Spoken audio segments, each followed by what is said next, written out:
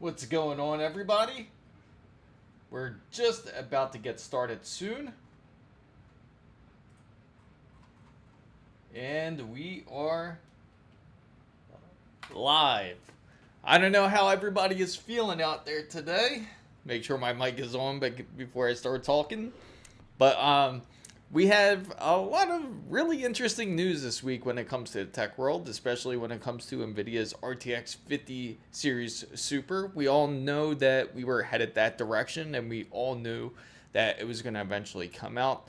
But the leaks, I gotta say, are interesting for the most part.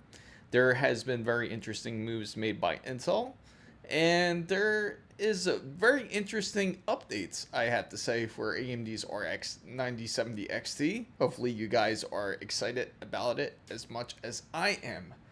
So hopefully everyone is doing well today, because we do have a lot to talk about.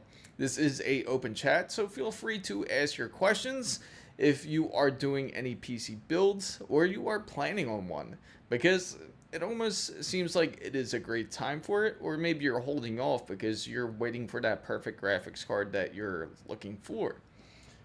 What's up, Vergupta? Glad you joined in. Hopefully I didn't butcher your name over there.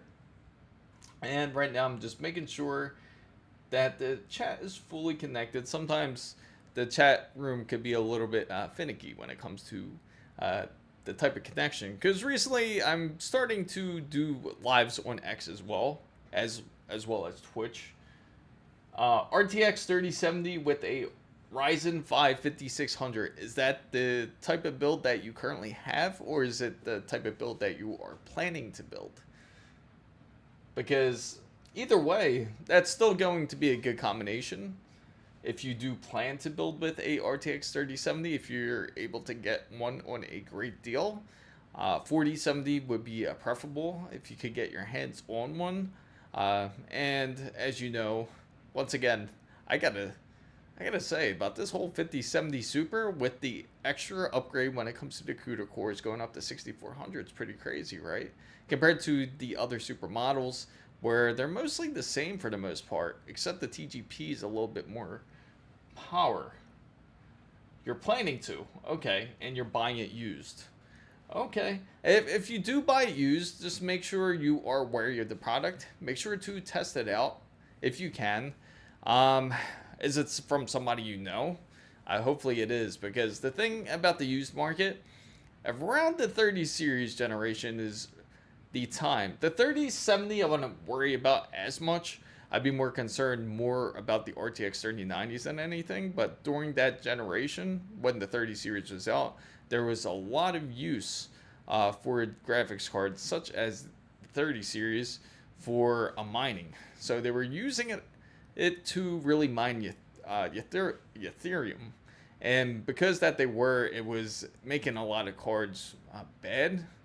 And you thought you were buying a decent card, but then it ended up just not being really a great card. But for a 3070, I wouldn't worry about it as much. Same thing with the 5600, I wouldn't worry as much either. Thoughts about Kanye West? Well, all I got to say about Kanye is I don't know what's up with him, because he is just all over the place, in my opinion. But if you are buying it used, that's probably the best place. I gotta hear what you think. You gotta let me know what you think about the whole situation. But again, this channel is based on PC builds. If you have any questions based on it, feel free to ask. So I am gonna buy it from a good seller. Yeah, for sure, definitely. Then if you do know it's from a reputable seller, then more than likely you're not gonna have any issues. But what's the pricing? Is the pricing fair, you feel, for the most part? Because I know in different countries and in different regions it could vary. So feel free to let me know if you feel the pricing's okay for the most part. And it's still gonna play modern games very well.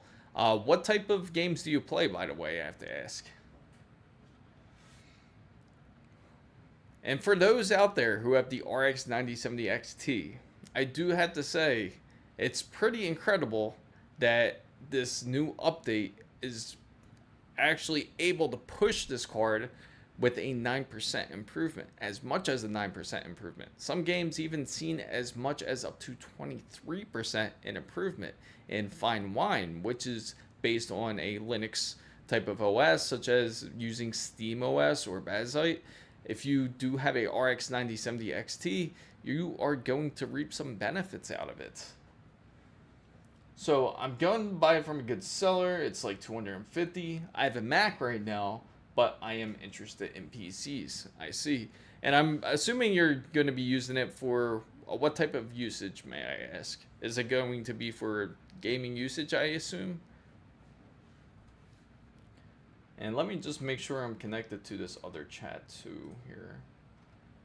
I don't know why it says I got like 3 different chats open, but I think we should be connected okay in the most part. For some reason, it decided to connect on a different chat. Okay, perfect. Gaming and some work. Okay, so if you're going to be using it for gaming and some work, like I'm assuming, is it the type of like productivity type of work? I'm assuming like Microsoft Word, or are you talking more serious work, like into like programming or anything like that? But if it's for gaming, more than likely you're going to be okay. And again, what type of games are you planning to play on it as well? Let me know what you would like to play. And Intel, I gotta say, for the most part, it's pretty crazy with this whole Intel situation. Because with Bhutan, what he says is that, I'll read you the quote unquote, because it's pretty crazy. I actually can pull it up. What's up, Oddly? Welcome in. I gotta tell you quote by quote what this is, because it's pretty crazy for what I've seen here. Let me see. I will search for it right now, because Intel's trying to get it together. We all know that they're coming out with the 18A, but somehow they just are experts at making situations worse than it is.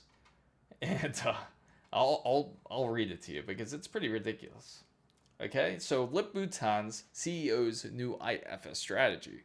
So for 18A, which is the one that we're looking forward to come out, which is up to 52 cores, and it's apparently losing appeal to him and the company. Reason being is he's considering to stop making it, stop and cancel the 18A. Don't worry about Nova Lake, don't worry about Panther Lake, but go ahead and focus more onto 14A to go up against TSMC. Are you insane to go up against TSMC? That's just, is Lip Bhutan like really working for TSMC at that point? Because that's just, you might as well put yourself in a casket at that point. So Adley says, hi brother. For simple work, you should be good. For a build with 5600 and a 3070, I wouldn't worry about it. Your gaming wise, mostly Fortnite and COD, definitely good. So I am building a PC for game designing, mid-budget PC. RTX 4060, any good? RTX 4060 is actually relatively decent. Believe it or not, it's actually a bit better than the RTX 5060. So if you were to get the 4060, that would be the better option. And if you're using it to do for like PC game designing, I would recommend getting a decent GPU if you can. The 4060 is perfect to start off with because you can always upgrade in the future. It's not like once you get it, you're locked and set and that's it. Because once you get better at your craft, then you can always upgrade to a better GPU. Then another option I would also recommend is you're going to need some decent RAM. You're going to need some good capacity when it comes to your PC. And you want to have a very good processor. You want one that is multi-core, such as something like a 7900X, or even like if you can get like a 9950X, something that has decent cores. If you are more of an Intel person, you can go to 85K since they are on sale. That's a cheaper option. but you are limited to just the 2024 selection of Intel, since they are not planning to do any reiterations for the whole 285K generation, which is LGA 1851. So technically the 3070 is better than the 5060. Sort of, I would say. I more than likely I would say so. See, the funny thing is, like, when you're comparing 2 generations back, such as the 30 series, it's kind of backwards, because the 5060 was supposed to match up to say like the 4060, but then the 4060 cannot compete to the actual 3060. So it's almost like there's an upgrade when it came to the lower end, as the 3070 wasn't actually a 3070, and the 4070 wasn't really like a 4070. Instead, it was like the 4080, but it got completely mixed up. But for the most part, the 3070 is a very good card to be able to do tasks such as gaming. Now, I wouldn't rely on it on something as if you're planning to do any type of game design. You can certainly start with it, but as you get better with your craft, you're always going to want to upgrade, because VRAM usage is also important as well. Same thing with your type of PC build that you're planning. So 64 gigabytes of RAM DDR5, that's a great start right there. And what type of processor do you have?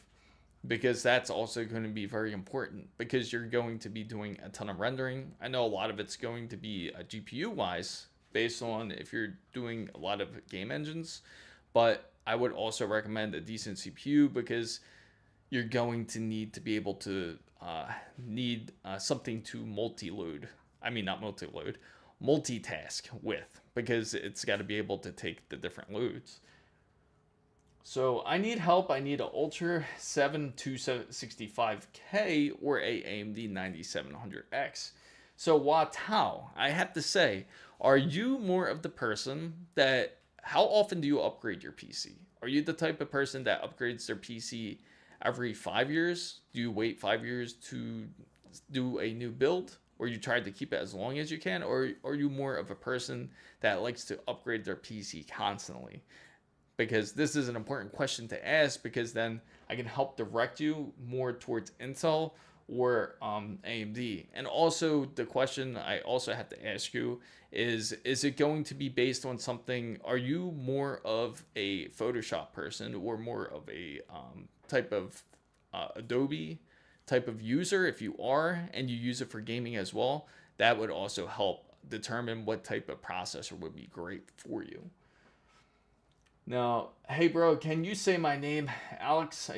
Yeah, sure. What's up, Alex? Welcome in. Glad you came in. I appreciate it. 5+. It's a delay. So, gaming 1440p with OBS.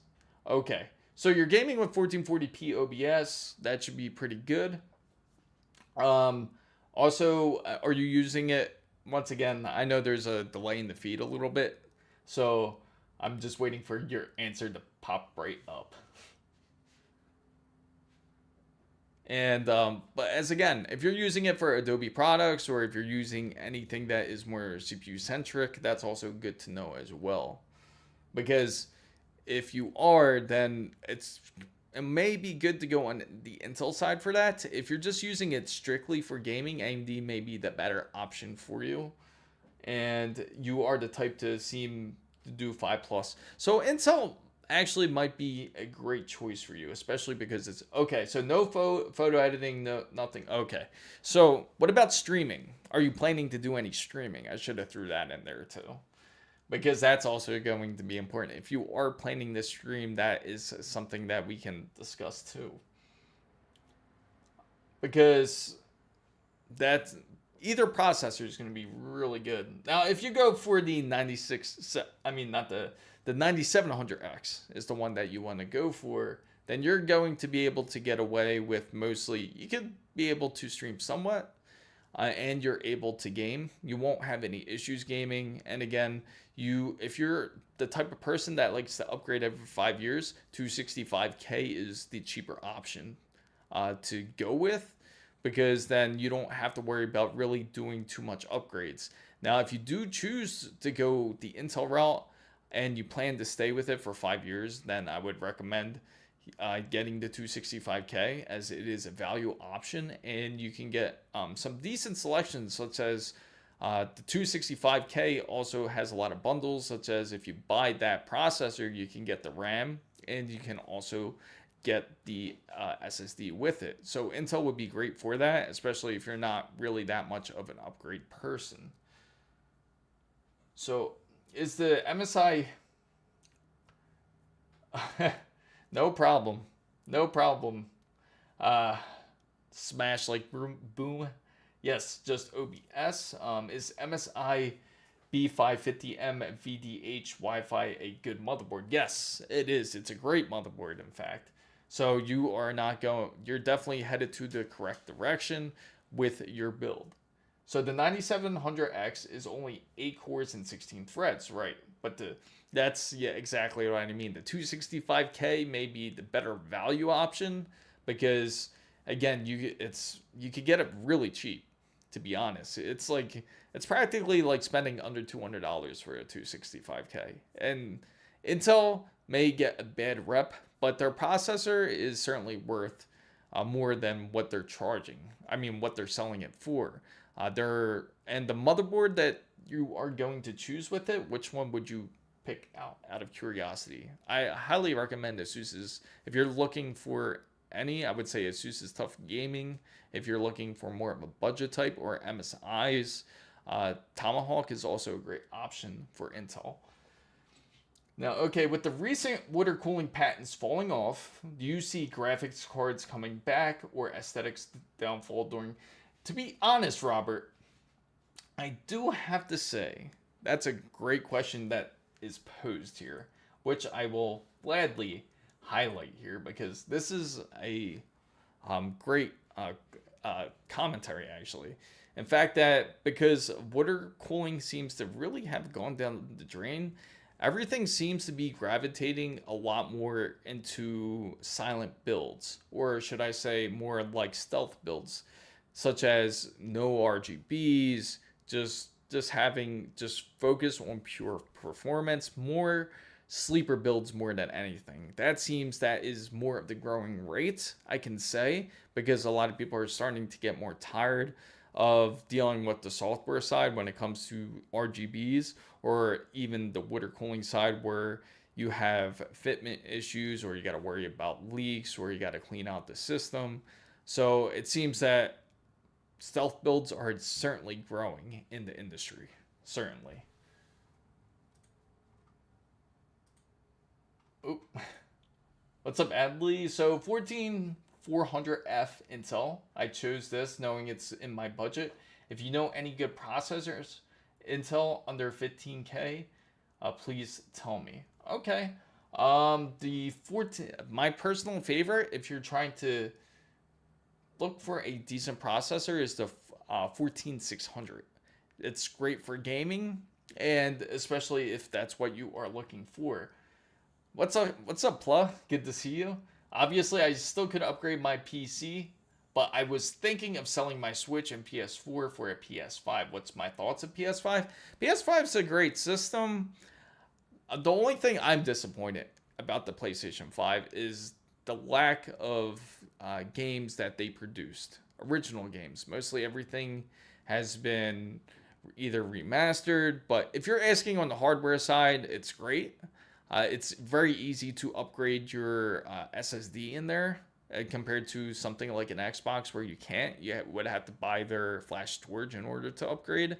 But other than that, graphic-wise, it's pretty decent. It's good for the year that it came out, as it uses AMD's GPU, and it's actually performs really well. In fact, Death Stranding 2 is an excellent game. That's one of the games that I've heard a lot about, and something I personally wanted to try. In fact, I even got Death Stranding over the weekend. Not Death Stranding 2, because I still have to finish the playthrough of the first one.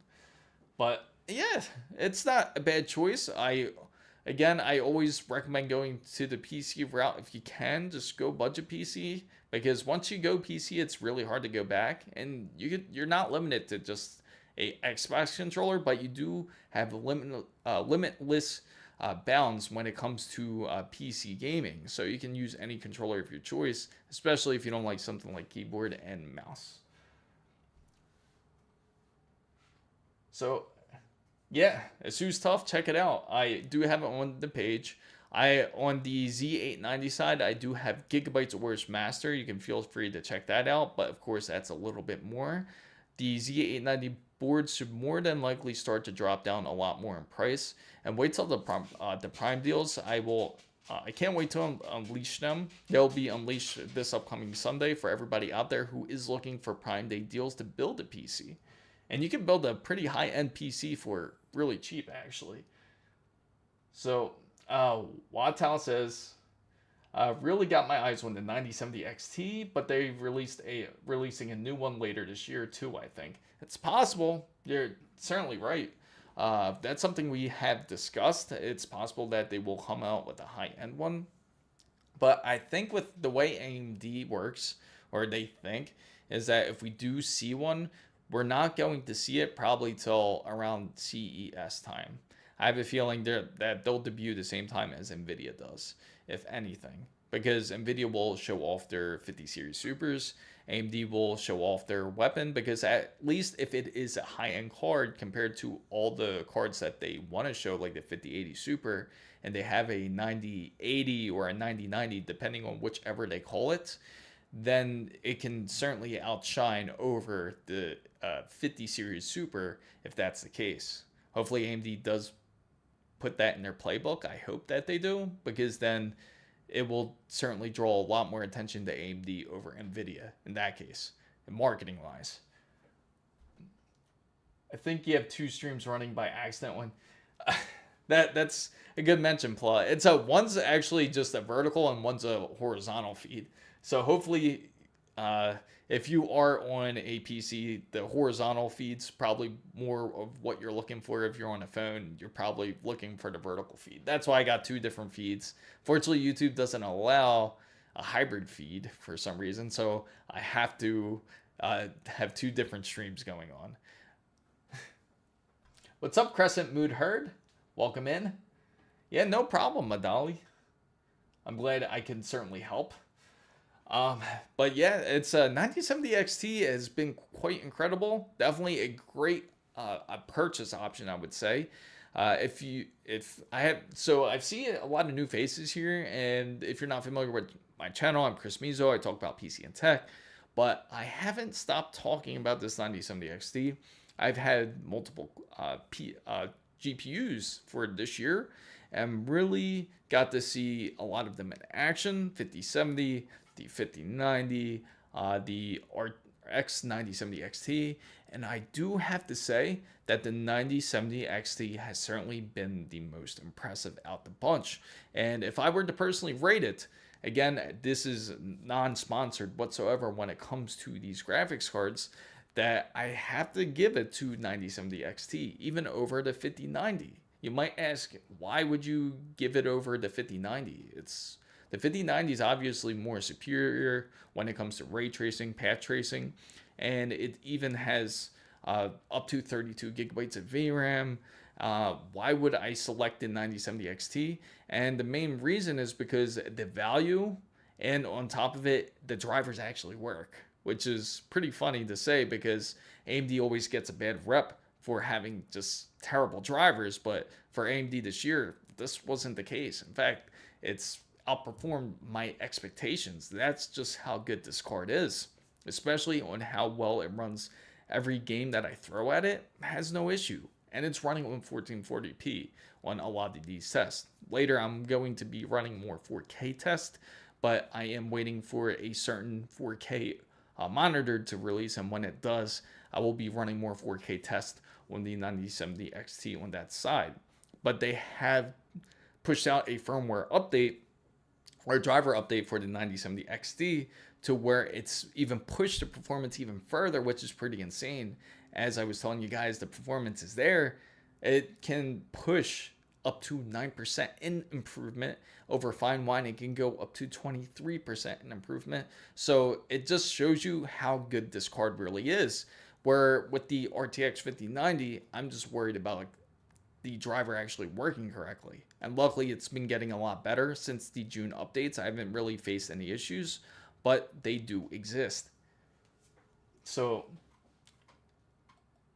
all right, let me go back up here. Sorry about me just going off there, but okay, perfect, Pla. So the last driver update 5 days ago gave the 27% boost in games with the 9070 XT nipping at 5080 speeds, which is pretty insane, right?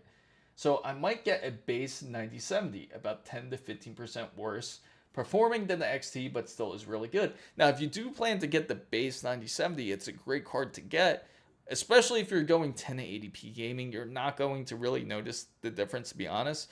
It's more or so if you're trying to push the envelope further, if you have a better display. If you're pushing either higher resolutions, like you're pushing at 1440 at 240 hertz, you're going to want more VRAM in that sense. Now, Adley says that he has an Intel Core i5-13400F with the MSI B760M Bomber Wi-Fi motherboard, Gigabyte RTX 4060 Eagle. Great card, by the way. Kingston Fury Beast RGB DDR5 5600 megatransfers. It's your Predator GM7000 2 TB. That's an interesting choice. Ant Esport Mesh Mid Tower Case. Ant Esport. You sound like you're pretty much all set for the most part. I gotta say, Acer has certainly been underrated when it comes to PC gaming. And I gotta say, it's really a decent build that you have here put together. Do I see anything that sticks out that says this isn't a good build? No. Everything that you selected is good. Now, for the most part, the latency is what you want to look for when it comes to the Kingston RAM here.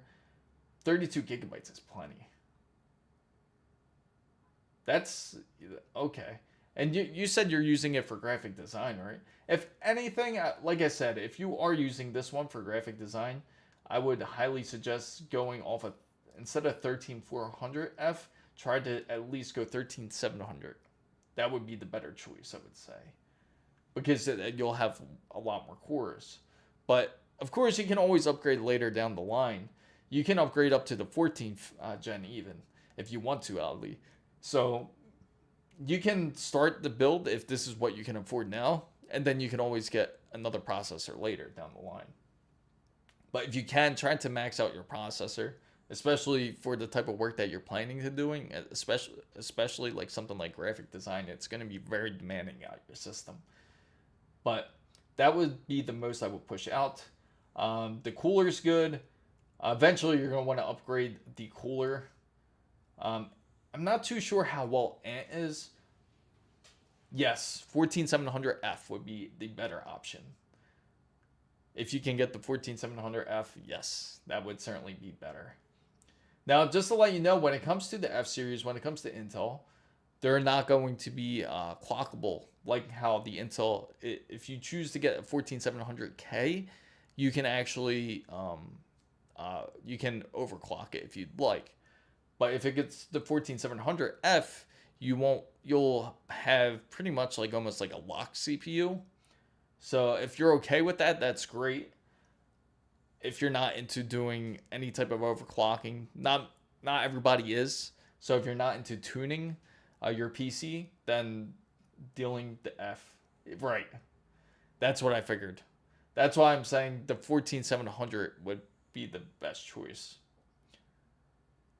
Yes, because you're going to need multi-cores.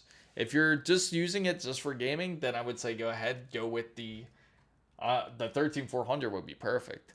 But if you are using it for game designing, I would recommend at least a 14700. Makes sense? Because, for example, if we were to go into something like, let's go into 3D Max, right? In fact, let me...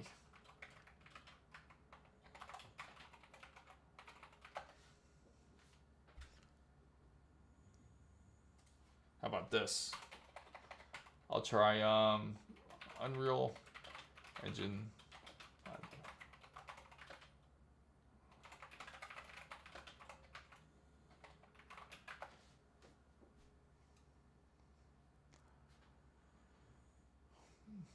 Yeah.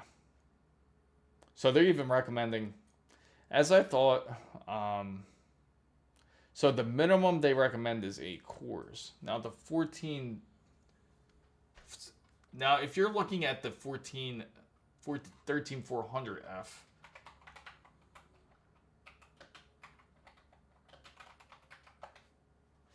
that has 10 cores. So that's like just the bare minimum there. Because the minimum they require when it comes to something like if you're into Unreal Engine development or anything like that, the minimum is 8 cores when it comes for that. So you want to push higher than if you can. The higher, the better, because you need the multi processors. You need the multi cores when it comes to the processor. So 14700F is like under 15. You tell me. That's something I have to see how the pricing is. How does it compare to the 13400? And my question is, how's the pricing compared to it? If it's lower, then that's a better deal. Honestly, if the 14700F is cheaper than the 14, then the processor that you're planning to get, then I would say go 14700. If you could push further, you can. Again, you just gotta let me know how much you can really spend. It's like 38. Oh, really? On Amazon, it's very expensive. Try then, if anything. How about this? Try looking up the 13700 then. See if that's any cheaper. That might be a bit cheaper. Because your board can go up to the 12th generation. If anything, go 12900K, to be honest. 12900K would be nice. It's very expensive. Oh, okay. Yeah, okay. How about the, look at the 12700 then, at least. Because even then, that would be better. Because I'm trying to get you more cores. That way you can use it for more development usage. And that would certainly work out a lot better in your favor, for sure.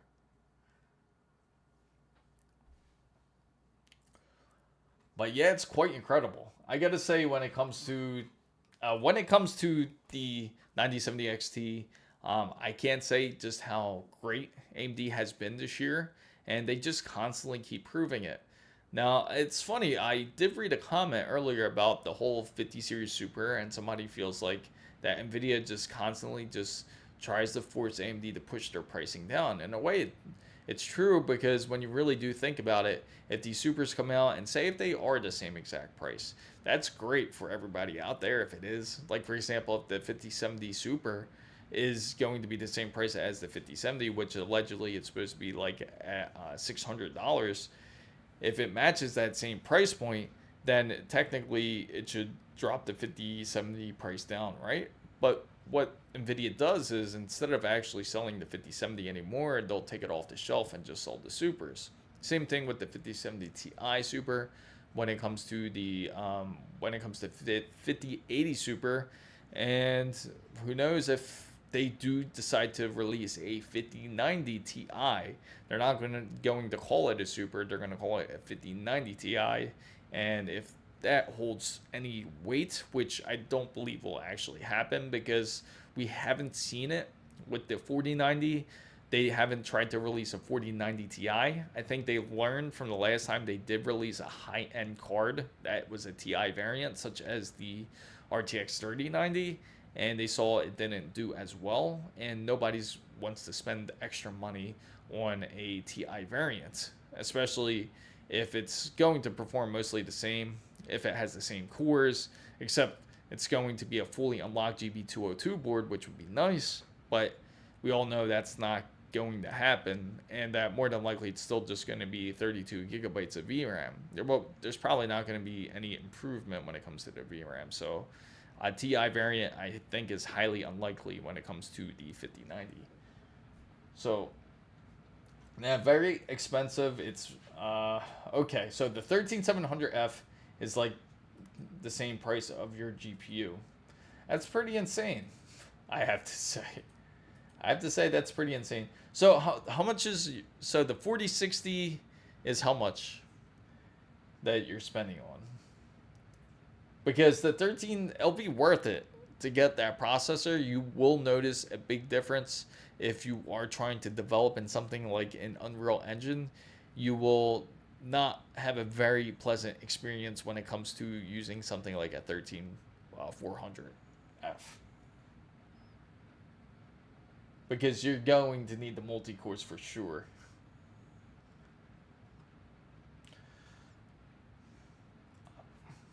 So if that is the case, say if 5070 Super does come out and they do end up selling it for that same price, it's, what do you think what will happen to the AMD's RX 9070 XT? It's going to have to fluctuate somewhat. They're going to have to drop the price to keep up with the competition, especially if they're promising something like up to 18 gigabytes of G7, which is a improvement, obviously, over something like 16 gigabytes of G6. You're having a much more quicker memory clock compared to the NVIDIA card, and of course you have better ray tracing. So of course it's going to drop the price down a bit. It's going to have to drop down at least like $50 at the minimum. But again, AMD knows what they're doing, because they did push out this firmware as soon as, it's just funny how the timing works, because with all this 50 series Super talk, and now they pushed out this firmware, and now their hardware such as the RX 9070 can even push further. They could really push the envelope much further than anyone could really imagine. And again, they have proven really well, as their drivers have been less troublesome. And it's really been a blast messing with it in something like Bazite, like a full desktop build. Something that everybody has to try out at least once, I have to say. But again, oddly, I highly recommend getting a multi-core processor if you do plan on game development. You will have a much better experience. If you can't, that's okay. You could always end up upgrading later when you do have the funds to do it. There is no rule on you saying that you have to have all the best components from the beginning, as I'm sure that you're currently still just practicing and learning with your skill. And as soon as you get better and once you have better funds, you can always upgrade that processor. The farthest, the max processor you can really push out onto that motherboard is going to be the 14900K, or get the 14900KF, which would be even better. That would be the best option, and you will have the best experience with something like that, because you're going to have plenty of cores to play with then. Some guys are saying that RTX is saying to take the RTX 12 gigabyte or 5070 Ti 16 gigabyte, not RTX 4060, because of 8 gigabytes of VRAM, but I think it's a good deal in the price that I'm getting for 280. Well, like I said, it's like, again, it's about your budget. If you can afford it, if you can really afford going to 5070 Ti, you can get it. But 5070 Ti is much more expensive than getting something like a 4060. That's what it was. That's what I was trying to say earlier, because I couldn't remember exactly what it was. But the 4060 was kind of like a downgrade, and the 5060 was kind of a downgrade in itself. And that's what it was the VRAM. I completely forgot about that. So for the 3060, for the 5070 Ti, once again, if you can afford getting it as part of your build, it's probably going to make your build a lot more expensive, especially if you're upgrading these two components. Oh, really? How come? I wonder why. But I do appreciate the thought, though. I do appreciate much of the thought of your donation. I do appreciate it. But like I said, you let me know your budget because I don't know how far your range is. It sounds like you have a little bit more flexibility. If you do, then if you can get it, get a 5070 Ti, or even getting a I guess the next best option would be the 5070 Ti, to be honest, because every other option I'm thinking of, they do have a 16 gigabyte variant in the 5060, but it's not really the best. What's up, Cap? Good to see you here. Welcome in. I'm glad you made it. Yeah, I'm trying to do these streams a little bit earlier now because I know a lot of the Europeans out there, especially who like to tune in, it's a little bit harder for them to tune in if I start later. So I've been trying to start a bit earlier. I've been starting at 6 Eastern time anyway. Now, but I've been good. How's everything with you, Kat? I'm exhausted though, to be honest. Next week is when I actually start to board the flight for Taiwan and everything. So get ready for that. I can't wait to take you to the land of tech. Personally, I can't wait to see my family there too. It always feels like a long time, but I feel like I really need it. I'm hoping that the NVIDIA Center, I gotta look that up. Let me look that up real quick. I'm curious if NVIDIA has started doing any building. Because they got a foundry that they're building now. Not a foundry, but a company that they're coming out with. Yeah, that's their office in Taipei.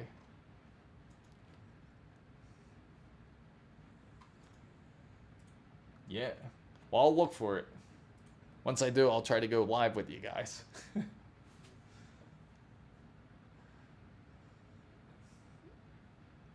1,050 in USD. And okay, so see the pricing I know in your area too is going to be different compared to USD. Now for us in the US, 1,050, you cannot. That would just buy you an RTX 5070 Ti and that's it. I would imagine it's probably a bit more expensive where you are too at 5070 Ti. Am I correct? Because then that's practically gone after that.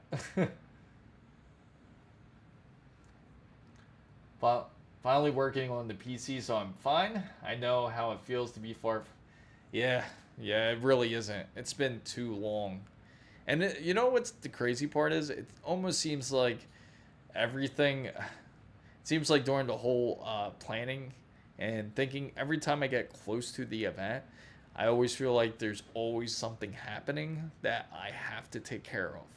Like it's a good reminder of life, saying like, just to know that your life isn't going to be this easy. I'm gonna have to throw something in your path to make sure that you got to get through this obstacle. And it's almost like life keeps throwing stuff at me. But yeah, it can be tough. But I think a lot of these feelings will resolve once I get there. I think it's like mostly like a lot of different pressures in life, as I'm sure we all know how pressures of life can really be. TSMC Phoenix went live in February, and Intel Phoenix Foundries is currently in the process of going live. Okay, awesome. Yeah, it's funny too because I've read so much about that plant in TSMC's in Phoenix, because there's like been people. It's so funny. Like, just go on Glassdoor.com and you got to see like some of the reviews that these people are saying on TSMC.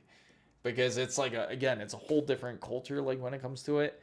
And the thing about especially when it comes to like Asian culture and work, it's like it's all about work. Like their life is into the work. So you have people that are complaining because they're not having as the weekends off, or they're not getting off the holidays that they want, and but they don't complain really much about the bonuses that they're getting. So it's just that's again, it's a whole culture shock for anyone that tries to work at that TSMC plant. It seems. My father just scolded me for staying late night. It's like morning. Oh, I apologize. I've been trying to go early for you guys. You will feel joy once you get there, even if you struggle. Yes. Yeah, I agree with you, Cap. When life gets hard, buy a motorcycle. The thing is, I would love to, right? Honestly, I love riding a bike. The problem is when I love to take it out in a place like when I'm in Taiwan, because there's a lot of scenery. You can ride the mountains. There's a lot of different things to see. The only thing is here in a place like in South Florida, in Miami, I'm afraid I'll get hit by somebody.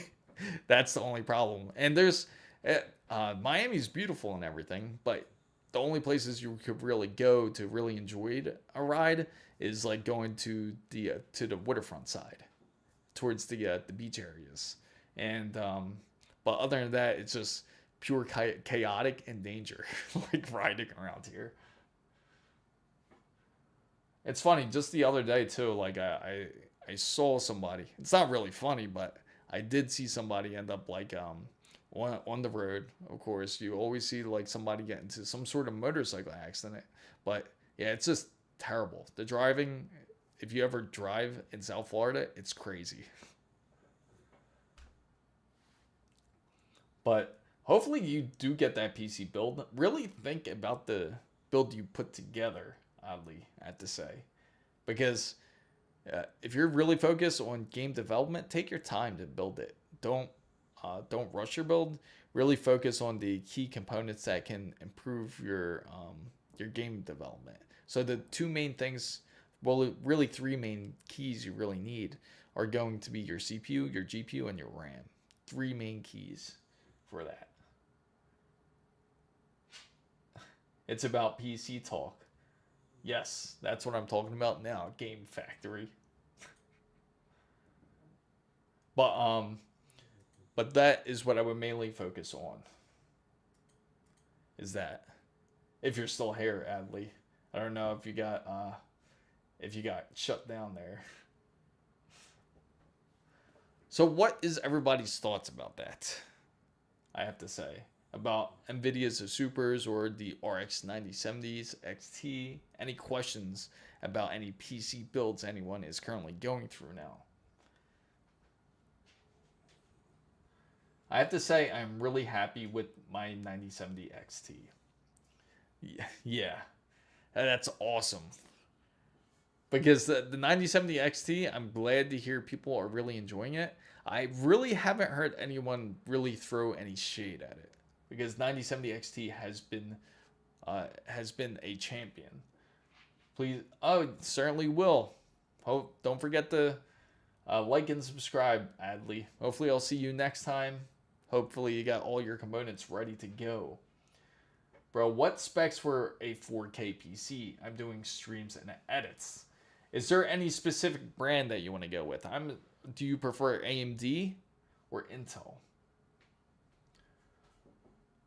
Because when it comes to streams, 4K, just doing streams and edits. Now the question is, when it comes to edits, are you using something like DaVinci or are you using something like Adobe? Which one are you preferably using? And do you prefer, I'm assuming you're going through Windows too, using a Windows OS. And if you are, if you're mostly streaming, maybe a bit cheaper. Okay. DaVinci. Okay, perfect.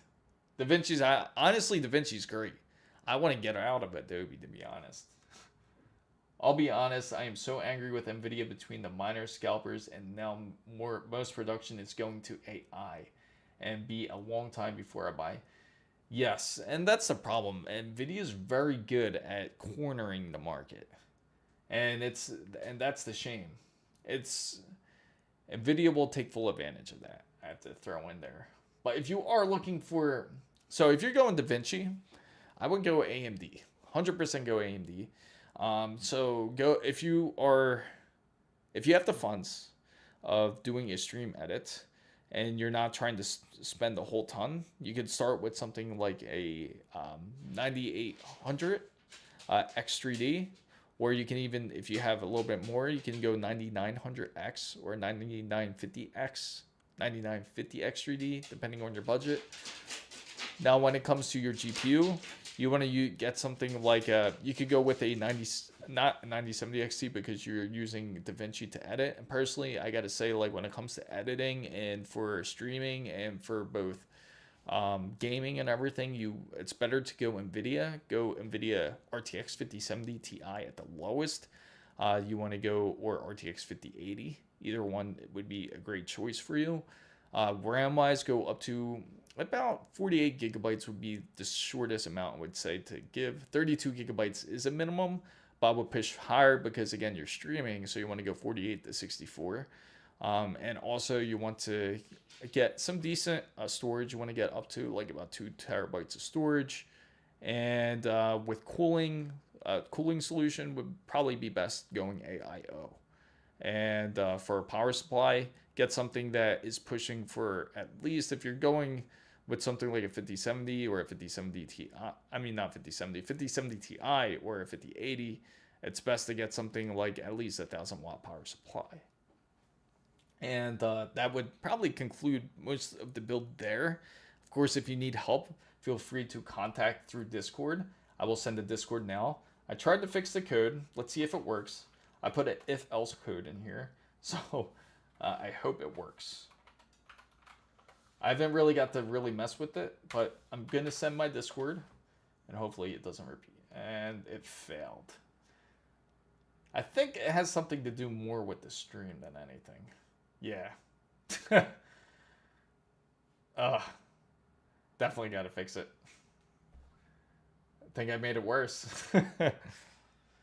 It's funny because the thing is I can't really test it unless I go live. So I gotta do the testing when I go live. I'll just copy this code and next time I'll just send it. No problem, Game Factory. And bro, in my case, I am using Adobe Premiere, Photo, Lightroom, After Effects, DaVinci, Resolve, Unity, and FL Studio and Blender. So if that's the case, Intel's still a great choice for you. Because the reason why I recommended him AMD is because he's not using something like Adobe. You're using Adobe, and Adobe is more oriented towards Intel when it comes to this type of that type of environment. And your Intel processor can work well with all the other cases such as Blender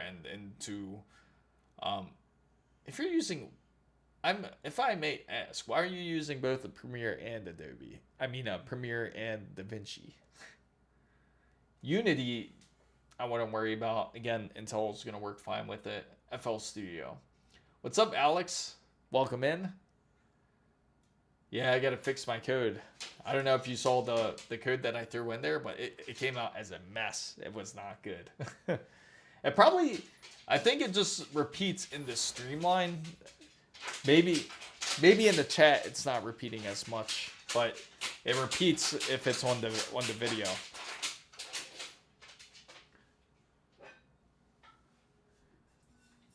I think I heard someone just enter on Discord here, and if anyone doesn't know, I do feature. Yeah, pretty funny though, right? I do feature people in Discord. If you feel like showing off your PC build, feel free to show it off, and I will certainly show your build onto the live. So feel free if you have any questions. And pretty soon I'll get started. As soon as I get back from Taiwan, we'll start doing some more live interviews or live questioning. If you guys would be interested in doing that.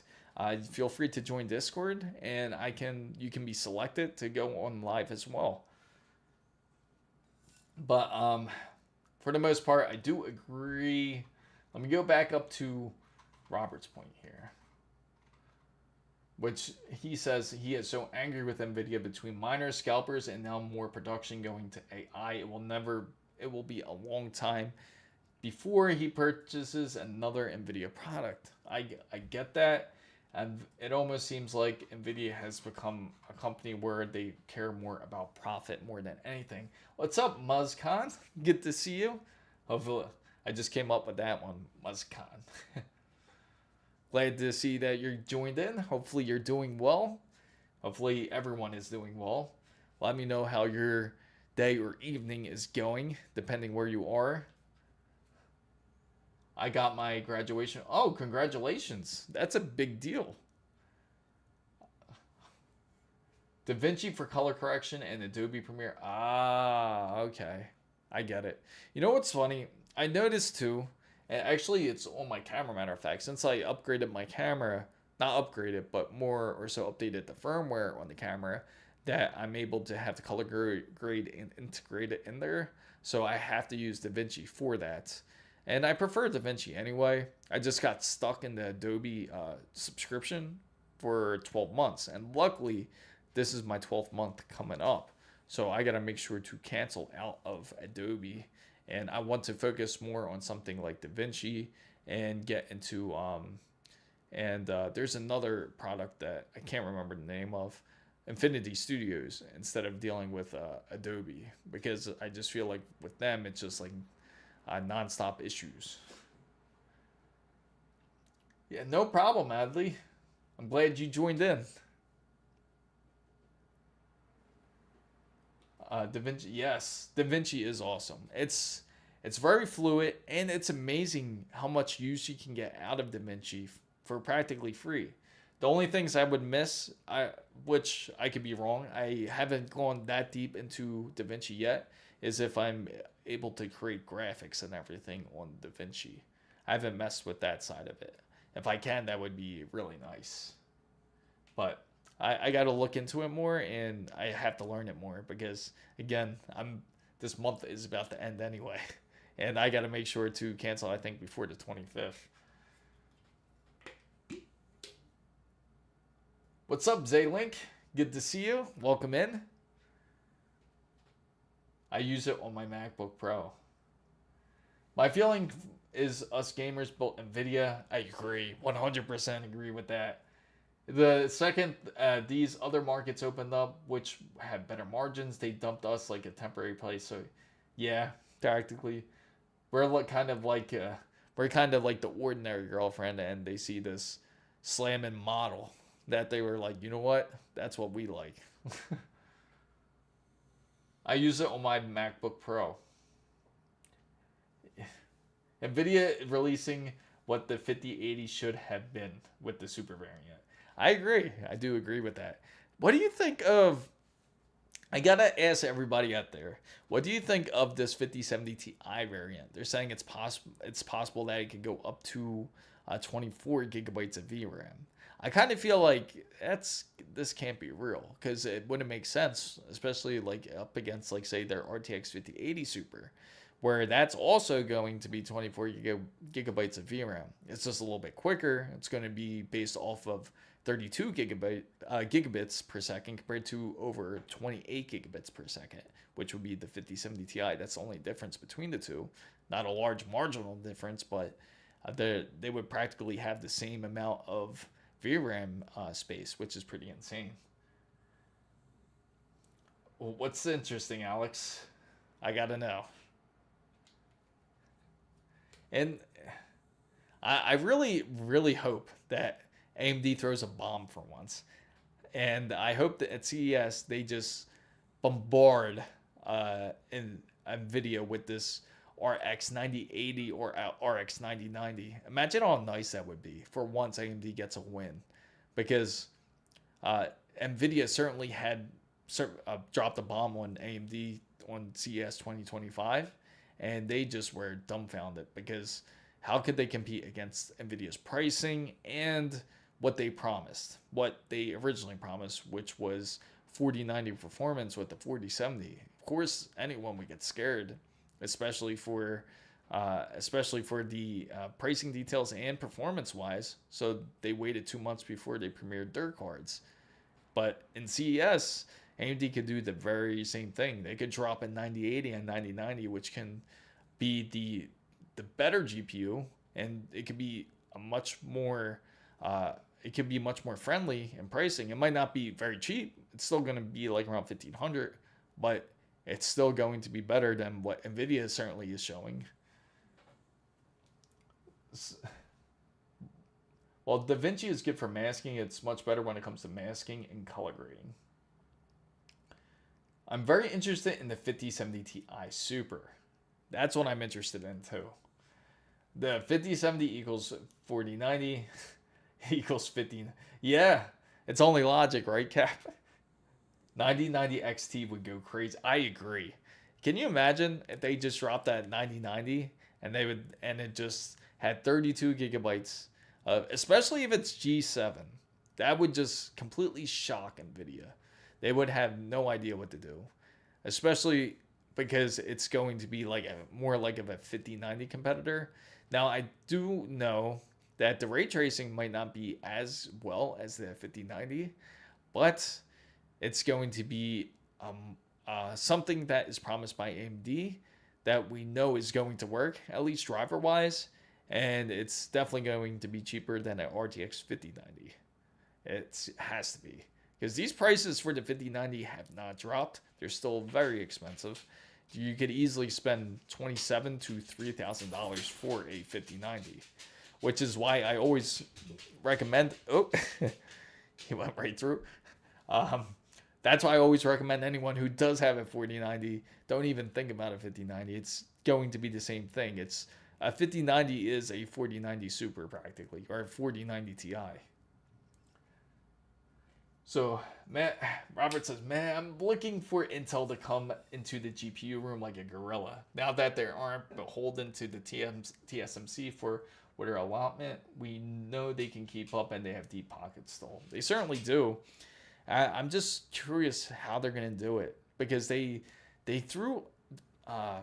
they're practically saying, let's scrap 18A and let's focus on 15A, like right off the bat. Forget about Nova Lake and forget about Panther Lake. Let's go into a whole different generation. So it sounds like they already had plans for this whole 18A for a long time, and they already were working in the works of 15A. But I'm really curious to see what Bhutan is going to bring with Intel for the most part. Exactly, they were apparently scrapped. 4090 Ti probably was the base of the 5090. I agree, because again, it's the same exact node. It's no different. It's 5 nanometer node, right? When it comes to the RTX 4090, the 5090 is also a 5 nanometer node. The architecture is just different. You have Ada Lovelace versus Blackwell. And you have one card that is pushing more power through it. That's why it's more powerful. You have one card that's pushing 575 watts compared to over 425 watts. So I trust Intel more than AMD. Sorry to AMD lovers, but I feel safe when buying Intel cards or NVIDIA GPUs. You mean, okay. So I get it. Everyone has their opinion, and I get how you feel about AMD. And unfortunately, like when it comes to the whole Intel side, people are not happy with Intel for very good reasons. When it comes to the processing side, is because there's plenty of times where they messed up the whole process when it comes to releasing their chipsets, especially when it came to the 9th generation and 10th generation. Ever since then, that's where it went downhill, because 9th and 10th generation were practically the same. And then it seemed like things were improving when they released the Alder Lake, which was the 12th generation. But then it kind of stagnated from there. It seemed like they were trying their best to compete with AMD. They just for some reason refused to really use the technology that they had access to them. Instead, it was like almost like more profitability, more profits than anything, more profits than tech.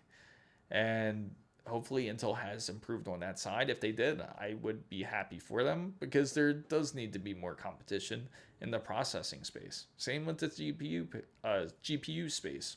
If there's more competition, that means pricing can finally be cheaper for once. So, I wonder how us youngins Gen Z preserve NVIDIA and Intel, as most of us started playing PC games in 2017, so we have less of an emotional attachment to these companies, unlike you guys. That's true. Yeah, I'm curious how you guys think. So I want to see 9090 XT already. Me too. I would love to see it. Exactly. There was apparently a scrap 4090 and oh, okay. I trust Intel more than AMD. I really like AMD in every way because of the micro GPUs. NVIDIA only does it with companies like Nintendo. Intel is the underdog now.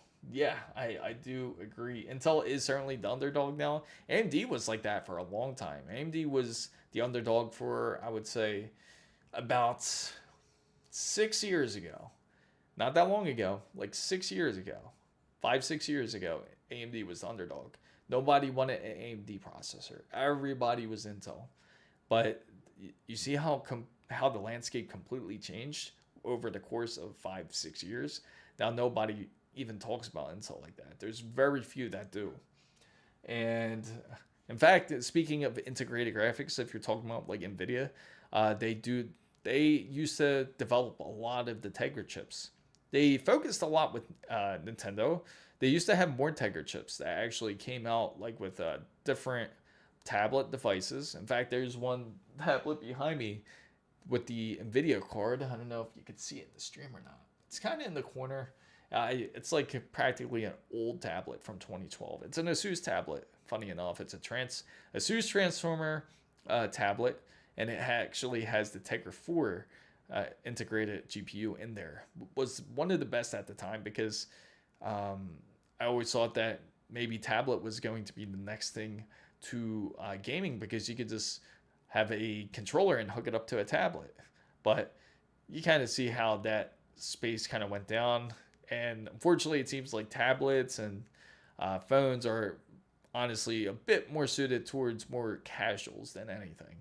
But again, the landscape can always change in that side if that does happen. But NVIDIA used to have integrated graphics all over the place before.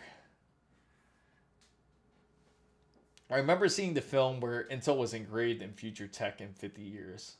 Oh, really? That is funny. And I remember there was a lot of different shows and different movies, like where it involved time travel, where people are like, man, where they would say things like, I wish I invested in Intel 10 years ago or 15 years ago. Now, if they just repeat that same phrase, not that like today, it wouldn't sound so smart. I like AMD as AMD focused on gamers, while Intel is now focused on cheap basic consumer PCs and cheap laptops. Yeah, that's what it practically is at this point. But I think Intel certainly is wanting to take back the crown. I think they are desperately looking to try to get the crown back, or even be in the same space as AMD. Fortunately, at one point, Intel was so high above AMD, everybody actually forgot about AMD, and they said that if they were curious if they still made CPUs, and they did, it's just nobody really bought them. Eventually, when Lisa Su took over, that's when everything changed over from AMD. AMD suddenly not even leveled off with Intel at one point, but really kind of jumped over Intel, especially when Intel was caught. They were, I know this is funny, but they were gluing cores and different like dies and everything on their CPU when they were accusing AMD that they were doing that, and they weren't. It just was Intel. They were doing that. They were gluing different gluing the different cores and dies into their CPUs as to help their performance in their CPUs. And what's even worse was these glued products. that it was actually a 9th gen CPU, but it went to the 10th gen, and that's where they really messed up, because everybody's thinking that they're getting this whole new generation, but it was an epic failure. If you look up videos of 9th and 10th gen, you would just shake your head. Intel stock. Yeah, I know. The funny thing is, I don't think Intel will get to the point where Intel will go completely bankrupt. I believe that there will always be around, because they're going to be supported, of course, in the US a lot, and through the government. So I believe Intel has a very strong backing, even with their capital. Their capital is actually really decent. I think what's going to happen, it's a very good, honestly, a good investment opportunity for everybody out there, just to put some money on Intel, because Intel can always come back. History always does repeat itself. And that I could see Intel kind of pushing their way back into the market. It might not be the way we think it is, but they will certainly come back. Everybody knows about those cheap plastic i5 8GB 1080p laptops. Yeah. What's up, Hi Guess? Welcome in. If you have any questions, feel free to ask in.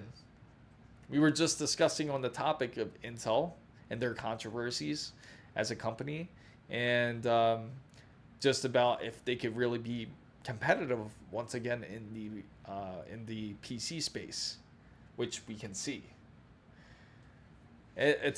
I'm just curious to see how they're going to do. Once again, if nobody knows out there, which I will gladly repeat, is Liputan.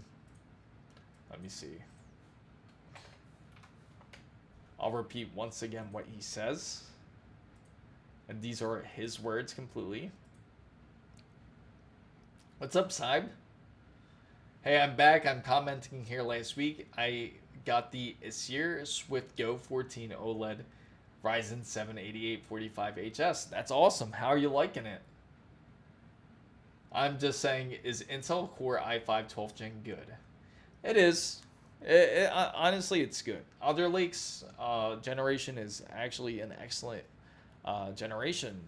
I thought they were honestly going to change something, because they were actually the first ones that have like PCI Express 5, DDR5, and they were the first ones to introduce it.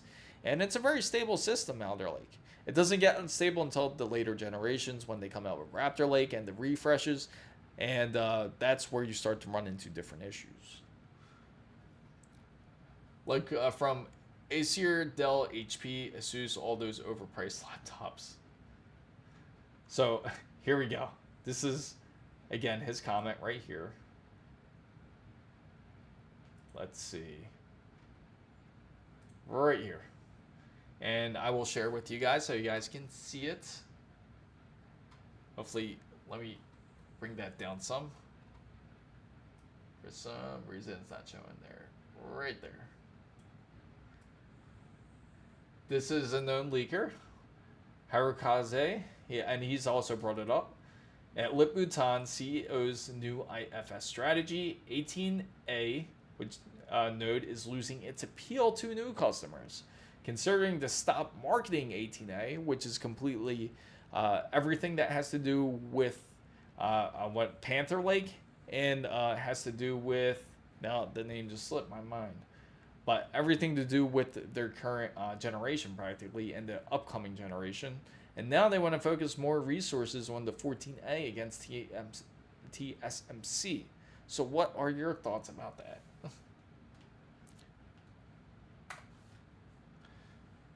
So, yes, I'm great, G.Skill.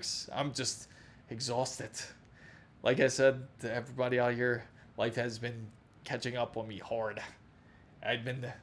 Life has just been throwing so much at me, so I've been just working nonstop practically.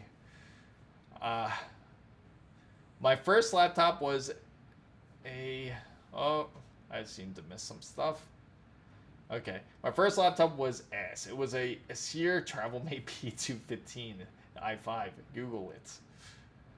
Here, AMD is less priced than Intel, like a 4000R less, but 4000 rupees, I think it is, right? Less than. Still, Intel has more demand in India. Same for GPUs at RTX 4060 at top. No, it isn't. This is actually, I've been streaming since February, I think it is. I think about February. I think you came in before, right, G.Skill? I could have swore you were here before. I'm just exhausted.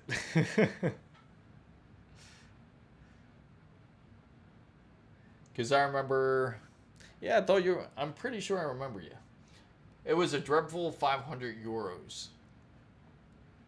I gotta check that out. P215i5. I never, ACR Travel Mate P215i5.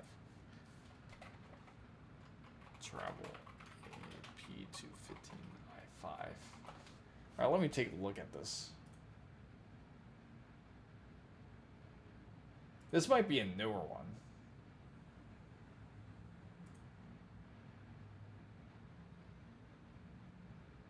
Appreciate the follow, Key6. This has to be a newer one.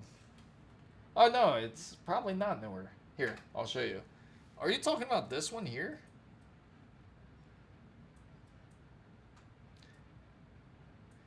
They probably still give it the same thing, the same name practically. Sometimes laptops are odd like that. They just give it the same name no matter what generation. Because think about it, like with the Zephyrus, and then you also have the ZenBooks, they're all practically the same. I appreciate it. This is, I call this my like warm color tone. So Adley is here. Yeah, I can for game designing PC build. What's up, Ennis? Hopefully everyone's doing well. Is everyone doing okay? Hopefully you're doing great out there. It's been a crazy week.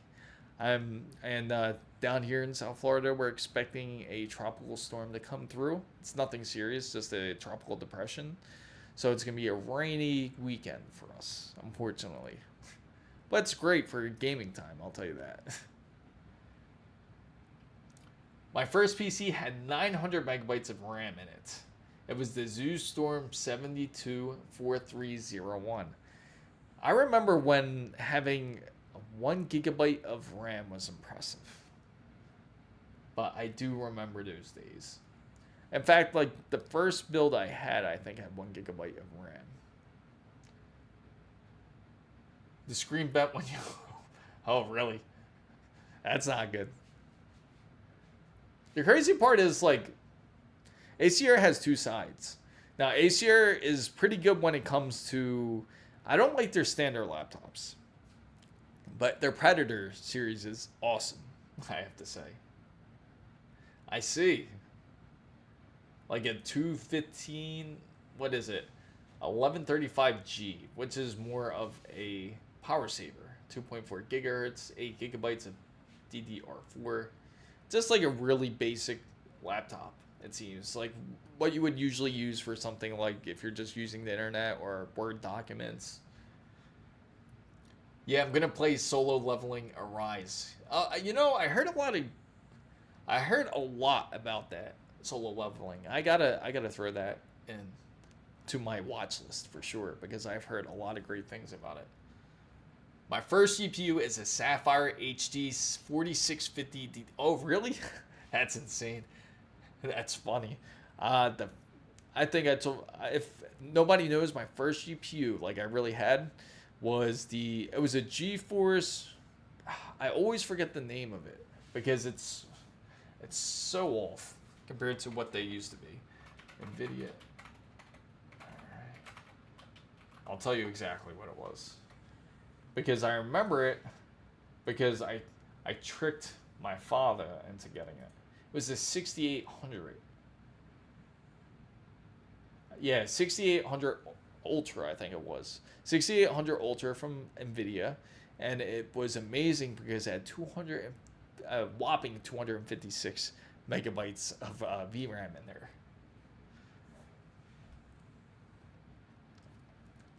Yeah, definitely gonna throw that in. Thank you for reminding me. I will definitely add it. And I'm having a hard time with streaming. I have like 0 views on stream and 1 follower.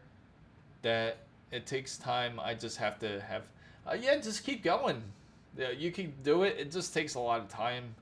Um, Again, like I'm really, I've been streaming on other platforms as well. I'm streaming on YouTube and on Twitter recently now. I don't know if it's really working on Twitter. It doesn't. I don't think it is. I don't think I see myself. I didn't even check, to be honest. I don't see anyone from Twitter in here, at least. I'm 50 this year. My first build had 1 megabyte of RAM and 8 megahertz of turbo to 16. My slowest GPU has 512 megabytes of VRAM. It's funny to think because before that was amazing. Oh, I guess it is working. Okay. Yeah, so if you're looking for me, I'm also on Twitter. It's so weird. I didn't notice it till I clicked into my profile, and then I noticed that it was actually working. But I was also streaming on TikTok as well, but TikTok kicked me off for some reason, and I'm trying to get answers, and it's all bots in there. Every time I ask a question to them, it's always like, "Oh, thank you for the information. We'll get right back to you within 48 hours." Nothing. But it had a plastic hinge. That was a big problem. Even like when it came to Nintendo DSs and 3DSs, speaking of plastic hinges, they would always snap. And I remember I fixed my ex-girlfriend's niece's DS because the hinge had snapped. I replaced the whole shell of it because it was a really nice one. It was like one of those like transparent shells. So she was like the only one that had a transparent Nintendo DS, and she loved it. It came out pretty dope. It was like a transparent, like blue color, I think it was. I'm 50. I'm 50 this year. My first build had 1 megabyte of RAM. Oh wow, 800 and 286 8 megahertz turbo to 16. That's pretty insane.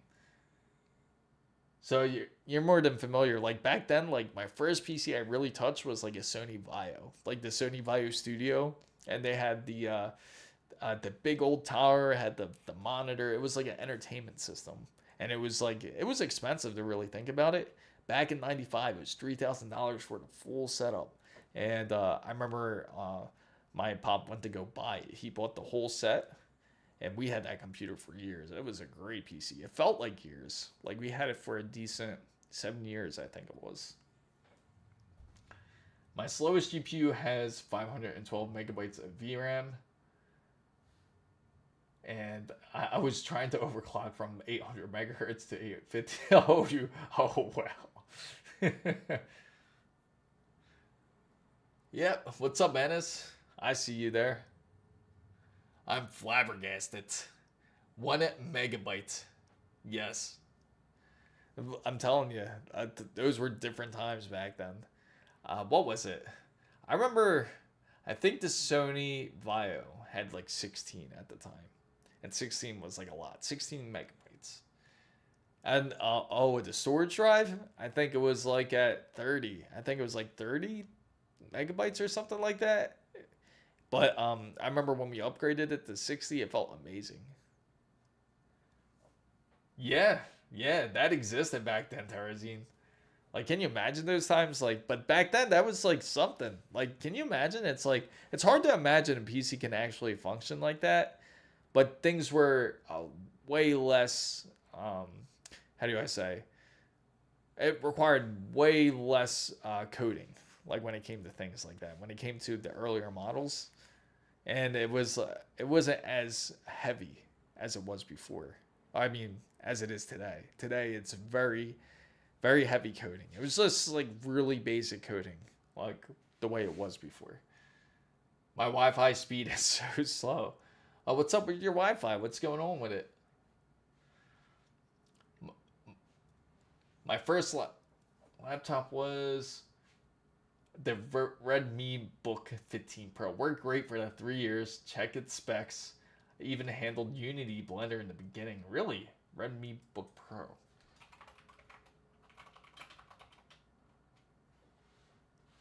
Fif 15, right?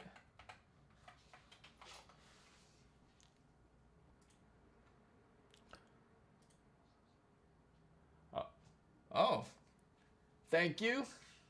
I appreciate it. Redmi, but I'm checking it out now, and it seems like I know this company, Xiaomi. It's from. This is a company from China. One make get it from that's what you would think. You know what's funny? You ever see like some of the videos like where they got Texas Instrument calculators running and playing games like Doom, the original Doom? That's pretty insane. And just to let you know, Texas Instruments were like once like semiconductors too, but now they're just like really they're considered a semiconductor, but they're ones that's mostly focused on calculators. But I don't even know if they really have calculators like that anymore even. So,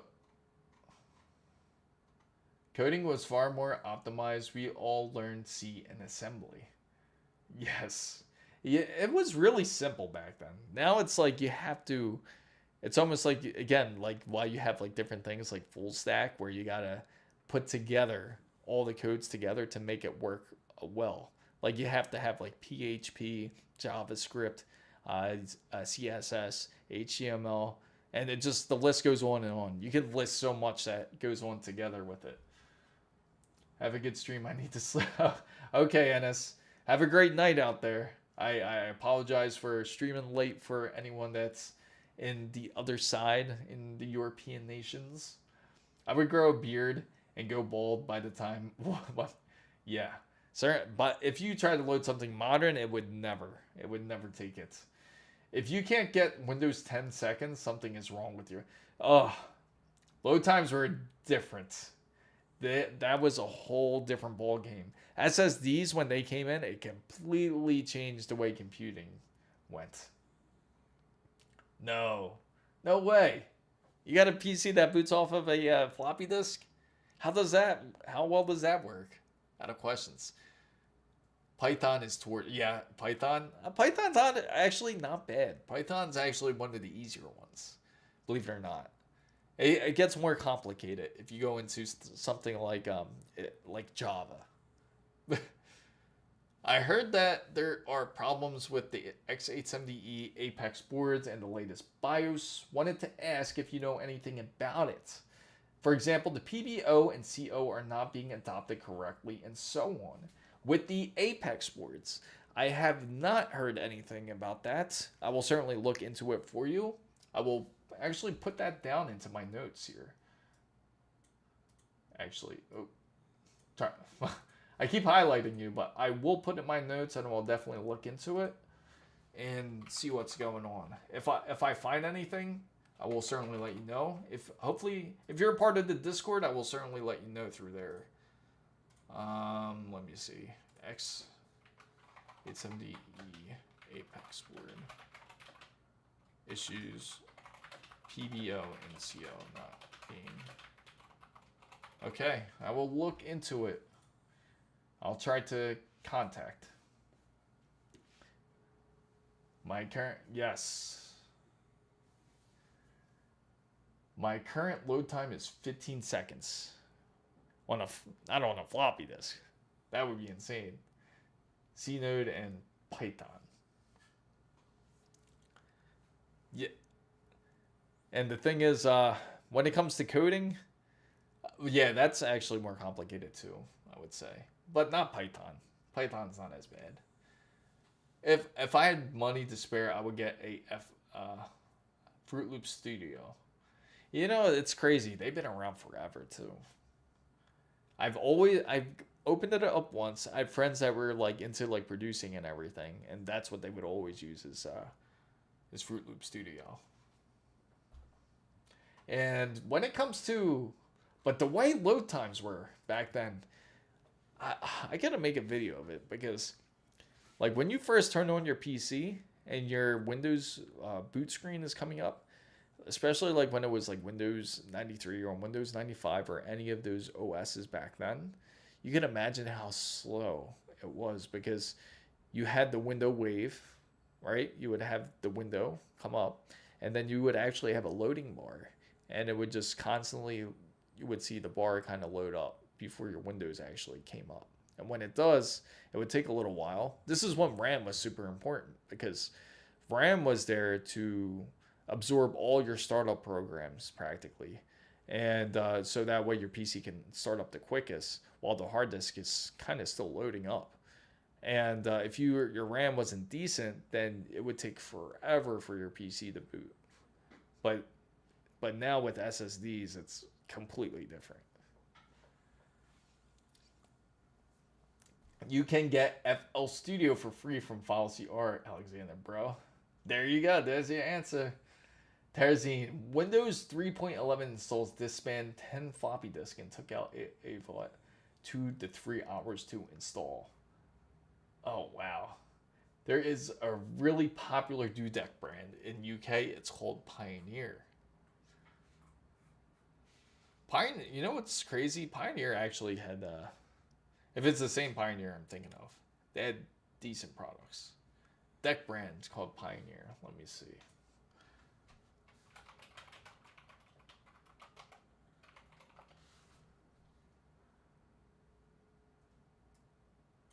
Same company, I would think, right?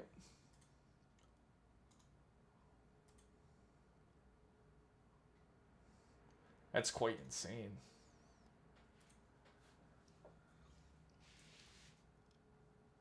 Huh. I just realized that. Oh, okay. There we go. I remember when, like, the displays, they used to have DJ deck. Yeah, okay. Yeah, because, it's because Pioneer used to be really big into that market too. Like you would have Pioneer drives before, like you would have CD drives, and you would have the optical drives, and Pioneer was like one of the best ones you can get when it came to like CD burning, which was like a really big thing. People would buy bundles and bundles of CDs to burn, so that way they have either music or have their data or different photos, and I remember just having like a whole shelf, just like full of like optical disc, just like full of those spindles. And now I don't even know where they are anymore. You don't even need them anymore. It feels like they just take up space. Appreciate it, Adali. I'll definitely check it out. Let me see. Right here. Welcome in.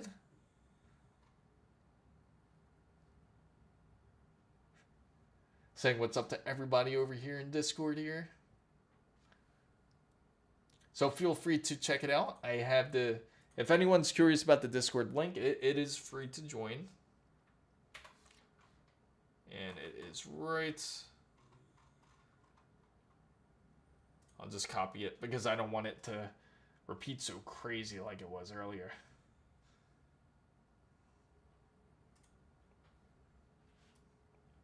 I think it is right here. That's kind of funny how that happens. All right, so copy that. There we go. Perfect.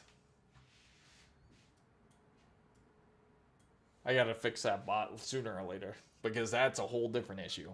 So what is everybody's thoughts of everything when it comes to the PC space when it comes to Intel? AMD hasn't really mentioned too much of their Zen 6 because I know everybody's excited for that too. I'm curious if the naming scheme will still remain the same, if it's going to be considered like a 10, I guess a 10, what would you call that? 105 50X? I wonder how that's going to go. But or 109 50X, depending on how their naming scheme goes. Because the good thing is it's still going to be compatible with AM5 boards. So if anybody has AM5, that it will still work well with your X870Es, your X670Es, your B650s, B850s, A620s. All those boards will be compatible with the new processors. There isn't. Oh, there is. Adali, for anybody that's just joining in, I will share the screen, and I'm sure Alex can help you guys. But what you have to do when you first join in, you have to go up to the top of the list. You'll see a thing called Rules. You click Rules and just hit the green check mark, and that will be your chatting area. You'll see everything will pop up afterwards. You just have to hit the green check mark, and that's how you would join. And I will share it with you guys here so you guys can see it. Let me see. It is right here. You're going to see something like this. And just go down here. It's going to be up here on the rules side, up here on the top left. You're going to see rules up there. Just click that. And then you'll notice all the other servers will open up. And it'll be right here. You just have to go down to the bottom here and hit that green check mark right there. And you'll be able to join into Discord. But yeah, that's how you would do it. So just hit that green check mark and you'll be good to go. If you need help, Alex is actually our mod here, so he could definitely be able to help you. Well, the big question marks this year is DDR6. I don't think they're going to go DDR6. I think they're going to wait a bit. I think they're going to hold off not for it to happen on this series. Instead, I think they're going to wait for the whole AM6 once that's released. When AM6 is released, or when Intel comes out with their processors, maybe it will. But if they are rushing, if it is true that they're rushing, they may not even release anything this year, if that's true. If they do plan on stopping any focus when it comes to their 18A and go into 15A, they might just wait a whole nother year before something comes out. Maybe they'll end up refreshing Arrow Lake once again. So then you'll have kind of refreshed 15th gen processors, which wouldn't be a very positive thing for them, because everyone knows that this is only temporary and that they're going to come out with a whole nother board, which could possibly mean a whole different pin set, because they were going to come out with the Intel LGA 1956, but who knows what it could be now. But we could certainly, it would be interesting though, if DDR6 does premiere.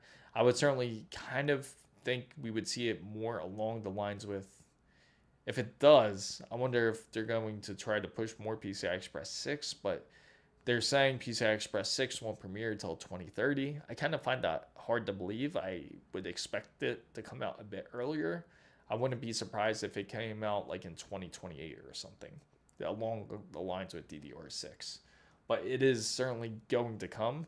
And just like how it was for DDR5, and just like how every other RAM set before then, you know it's going to be quite pricey when it first comes out.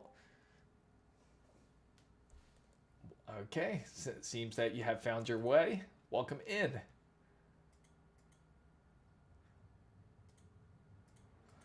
Welcome, Ardash.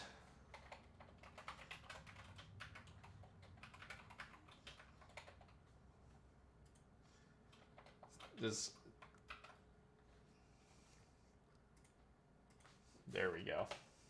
Yeah, we'll certainly see it. We will certainly see it. Well, I do like AMD APUs, and they are very memory bandwidth dependent. So if we do get a APU refresh, I'd roll over the two together. It would be nice if that was the case. I'm really curious to see how it's going to be.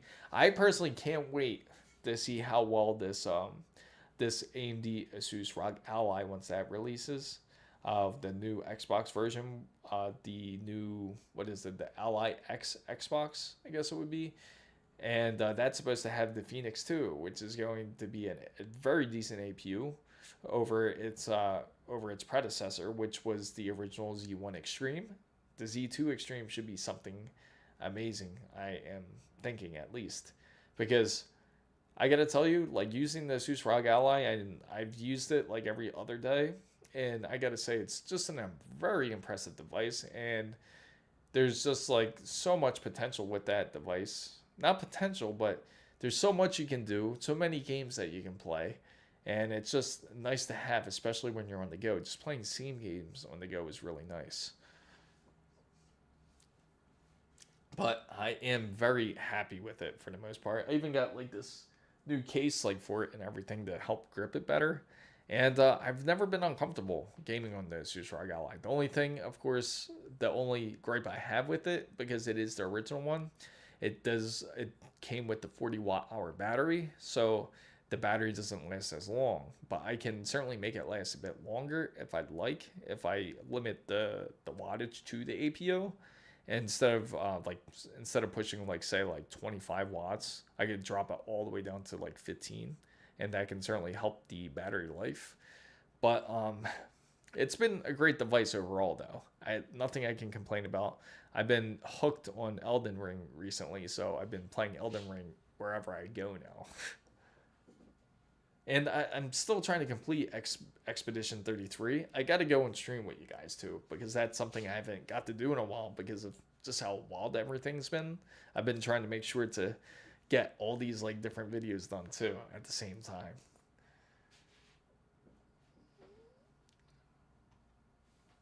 But it's going to be... Is anyone out there excited for the new Z2 Extreme? Anyone interested in getting the Xbox Ally X out of curiosity? Or is there anybody just waiting for... Because it's possible that ASUS can have something else up their sleeve, and when they release the Xbox Ally X, they could eventually come out with the Ally 2. That would just... Actually, that would end up like get me upset, because I'd be like, I would have just went for the 2 if that was the case. But if the 2 is really any much more different.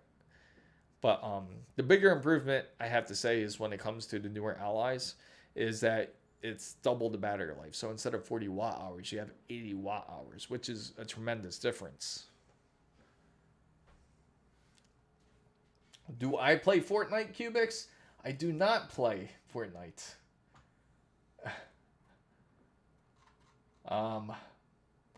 What's up, Cubics? Have you tried it with video games like X-Real?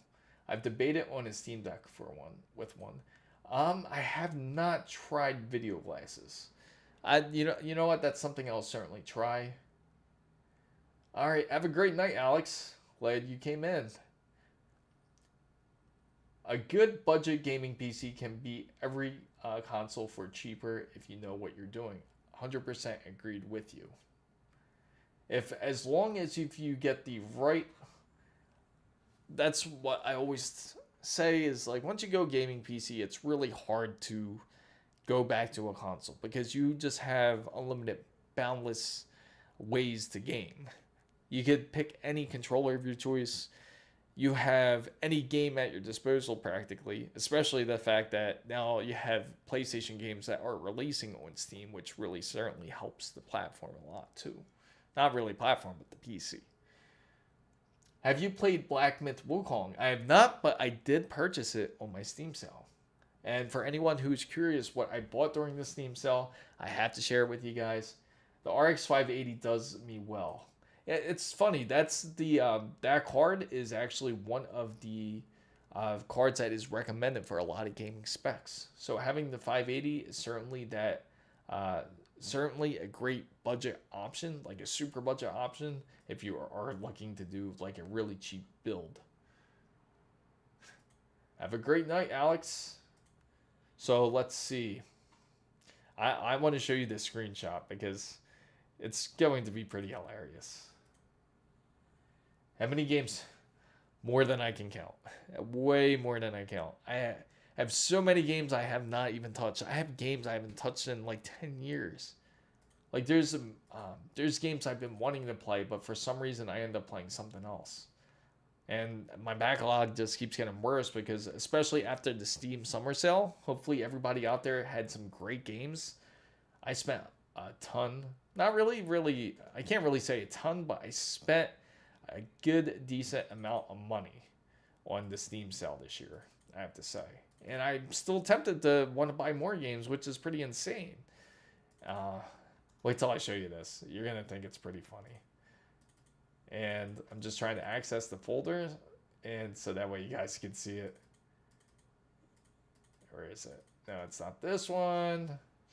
It is... Where's it at? No. Here it is.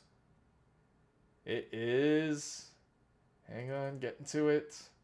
There it is. Here's my list. So I'm going to share my screen with you guys so you can see it. Wukong is a master. That's what I hear. And I can't wait to play it. It's $50, get 15. You know, I actually ended up getting it. I think I spent like $45 because I bought so many different games, and I'll show you the list. I'll show you. I think it was like 46 if I was to be like exact. But let me show you because it's going to be pretty funny.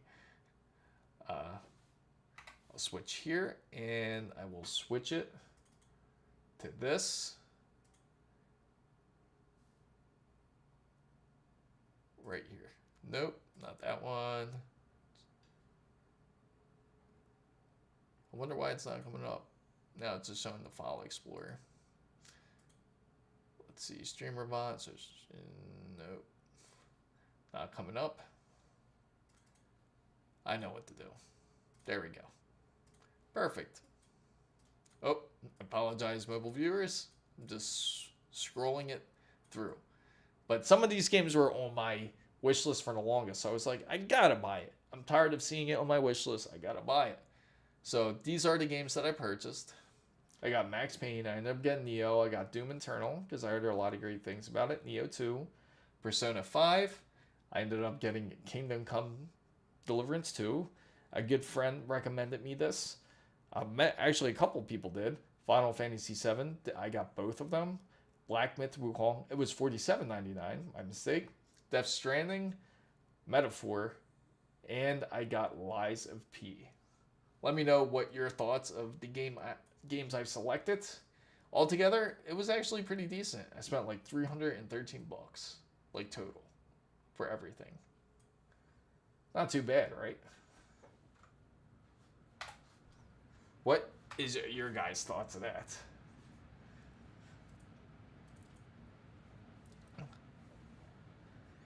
It's there was a lot of great sales. There's like other games that I still want to get, like Stalker 2. I saw was on sale.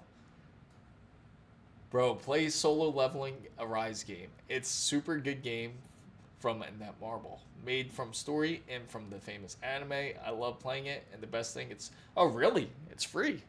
I'll definitely give it a shot. It's on Steam, is it? Or is it just or do I have to find it? Really? You spent that much time you can spend that much time in Wukong. 600 hours. Last time I spent like that much time in a game, to be honest, was like Pokemon Crystal. That was like the last time I spent like in a game, like over 600 hours. But that's pretty impressive, I gotta say. I did not know that it was that much content in Black Myth Wukong. And I thought I spent a lot of time in Baldur's Gate 3. That was, I think, the last game that I spent a lot of time on. Baldur's Gate 3, I spent like over 100 hours, I know for sure.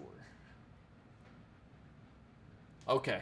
I will search for it on Google then. Solo Leveling. All right, in fact, just send me the link on Discord. And I will definitely look at it. Let me see. Let me wave hi to everybody here. Welcome everyone that came in. But yeah, if anybody has any questions about PC builds or anything, feel free to ask on Discord. We had just a few people who just joined us. It is right here. And Alex, our great mod, is here too. That who just went to bed over there in Europe. So I gotta try that.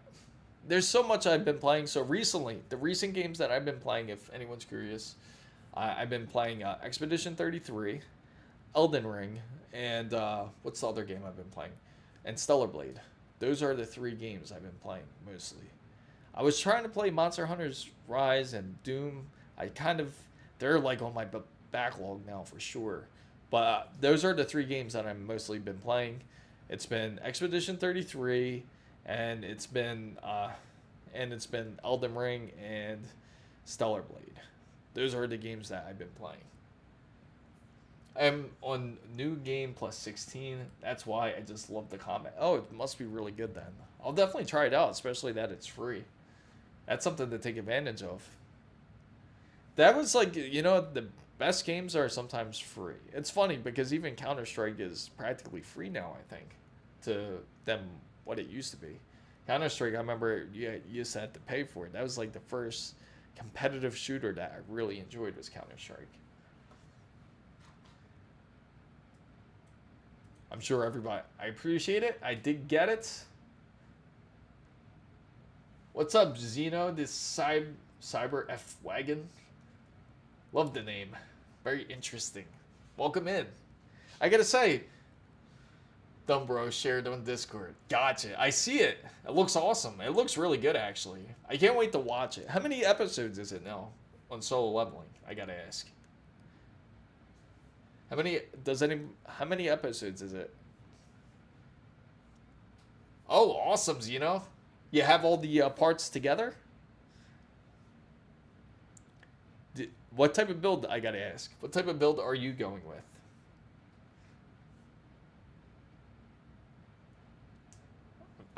Let's hear it. I'll rate your build. I'll let you know. Is it for game? I'm assuming it's for, is it for gaming and for streaming? Because I see you are on Twitch there. I'm sure it's going to be a very decent build. Can your PC handle Q6K, Ultra Jiggle Physics in Marvel Rivals? I think so. I think it could. Episodes like followed only half. At 16K. Yeah, I'll give it a shot. I will let you know. We will find out.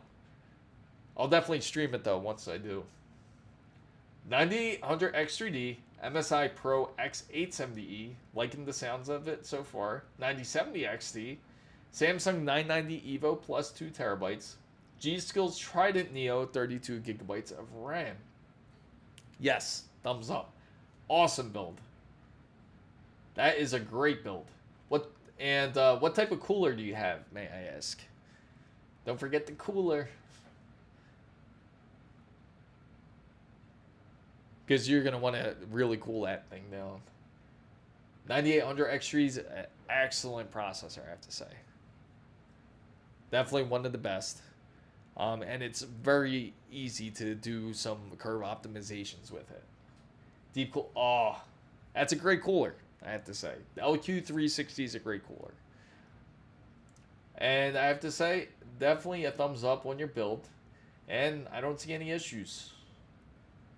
My old laptop that had the Celeron M4000 bottlenecked its own. No way. Really? Deep cool case. I'm curious about deep cool. Those are the only cases I haven't touched.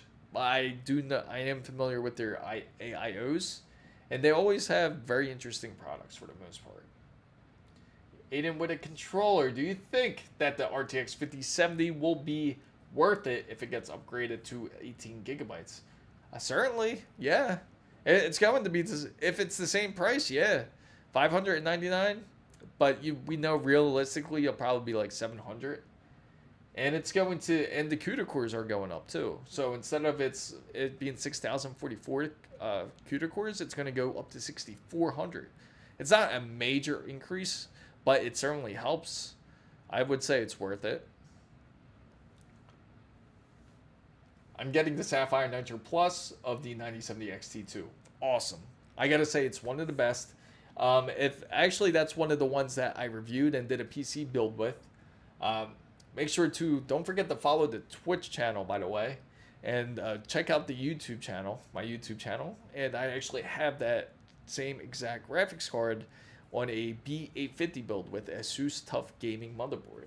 And I gotta say, it's a great GPU. has been phenomenal.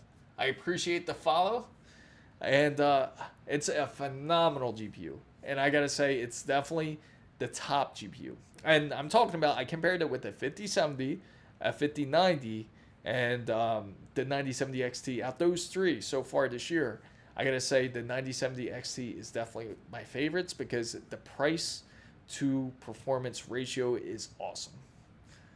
Definitely made a wise choice with it.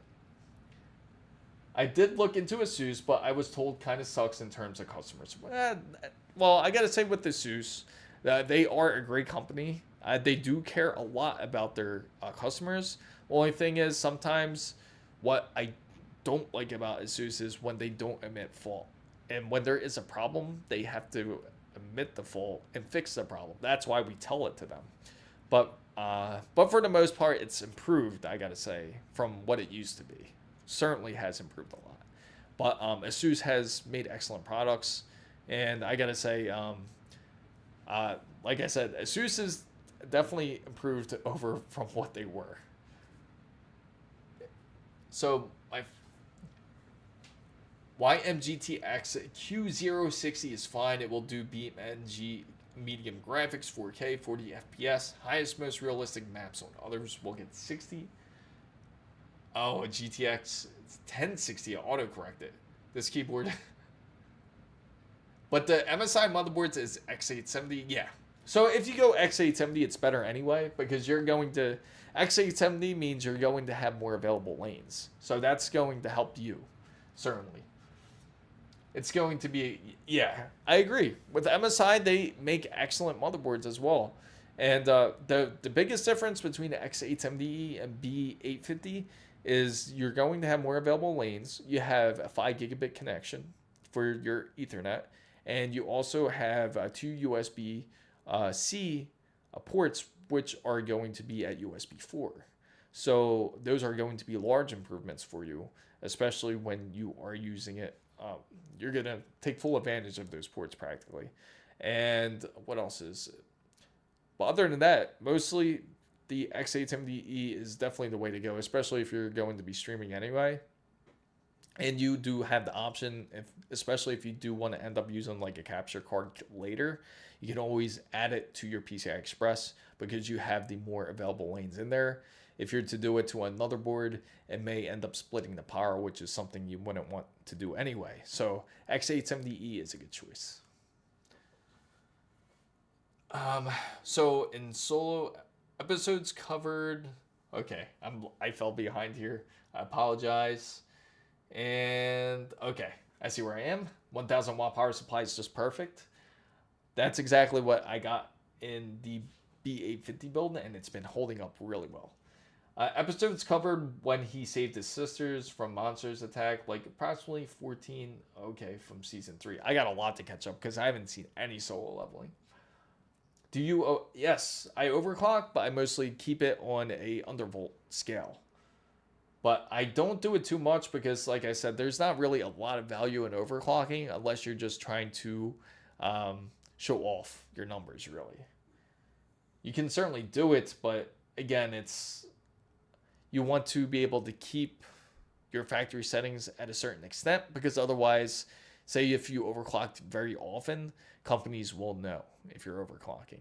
If you overclocked your GPU too much, you send it in, they will know you overclocked it because they can see it. So it's not always good to overclock too much. And if you did overclock it, now I'm not suggesting to be a criminal or anything like that, but if you did overclock it and it did something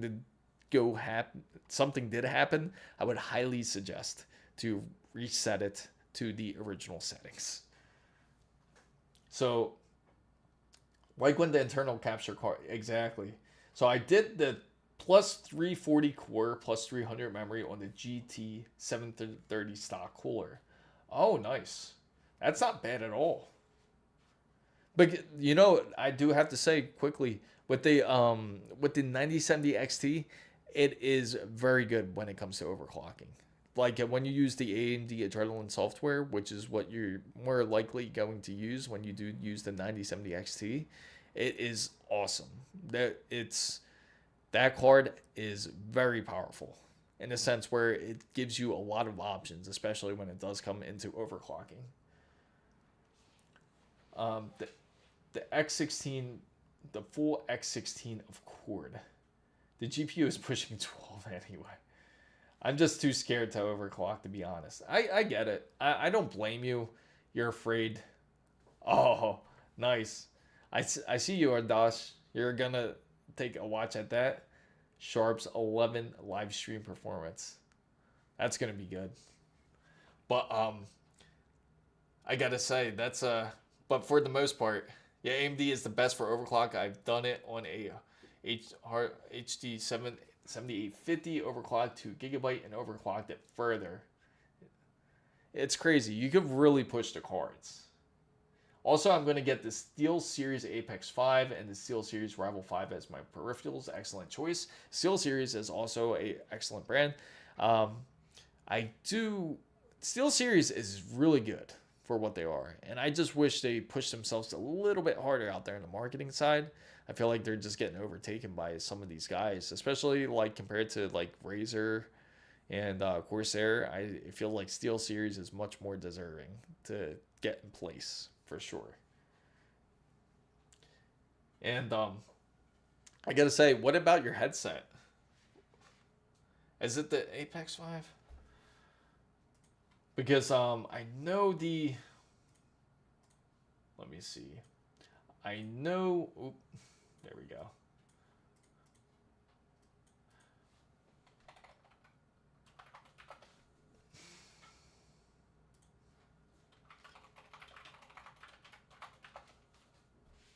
That's the Q. It's the SteelSeries Nova, I think it is, right? Yeah. The SteelSeries Nova has an excellent headset. I figured that's what it was. I was trying to remember the name of it. That's also an excellent headset. They have some great options too, like when it comes to their headset choices. If you choose it for PC gaming, it does certainly make a difference when you have a decent headset, especially if you're playing competitive. The GT730 is still good if you want to do video encoding, unless iGPU is better. MSI 1440p, excellent monitor, I gotta say. I currently have the Steel. That's also okay, perfect. You're set. The 9X is even better. That's a great choice, by the way, I gotta say. I do like that headset a lot. Some people complain about it because it's too heavy, but I feel it's relatively decent. My headset, personally, I still use a wired headset, believe it or not. The one I prefer is the Sennheiser. I use the Sennheiser 363. Actually, this is probably one of my longer lasting headsets. This is the PC363D, just because of how lightweight it is. Only pain part is like just, it's just wired in, but it could switch through different PCs. Which controller are you getting, by the way? Are you getting? There's one controller I really want to try. I know Champ. He's also the GameSir G7 Pro. I've heard a lot of great things about that. I think that's the one. GameSir G7 Pro. Let me take a. That one has the Hall Effect sticks on it, right?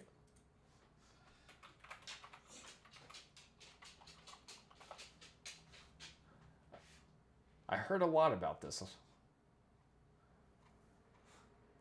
Details. If I remember correctly, it has Hall... Yeah. Yep, this is it. Yeah, it has Hall Effect sticks on it. I heard a lot of great things about it. It uses the TMR. Oh, the triggers. I'm reading the triggers. Oh, let me see. Joysticks. Oh, nice. I'm just reading the specifications. If anyone is curious about it, I'll share the specifications, especially for those. Let me just switch my window capture here because it's still in the other one here. It's this right here. But the specifications are really decent on it.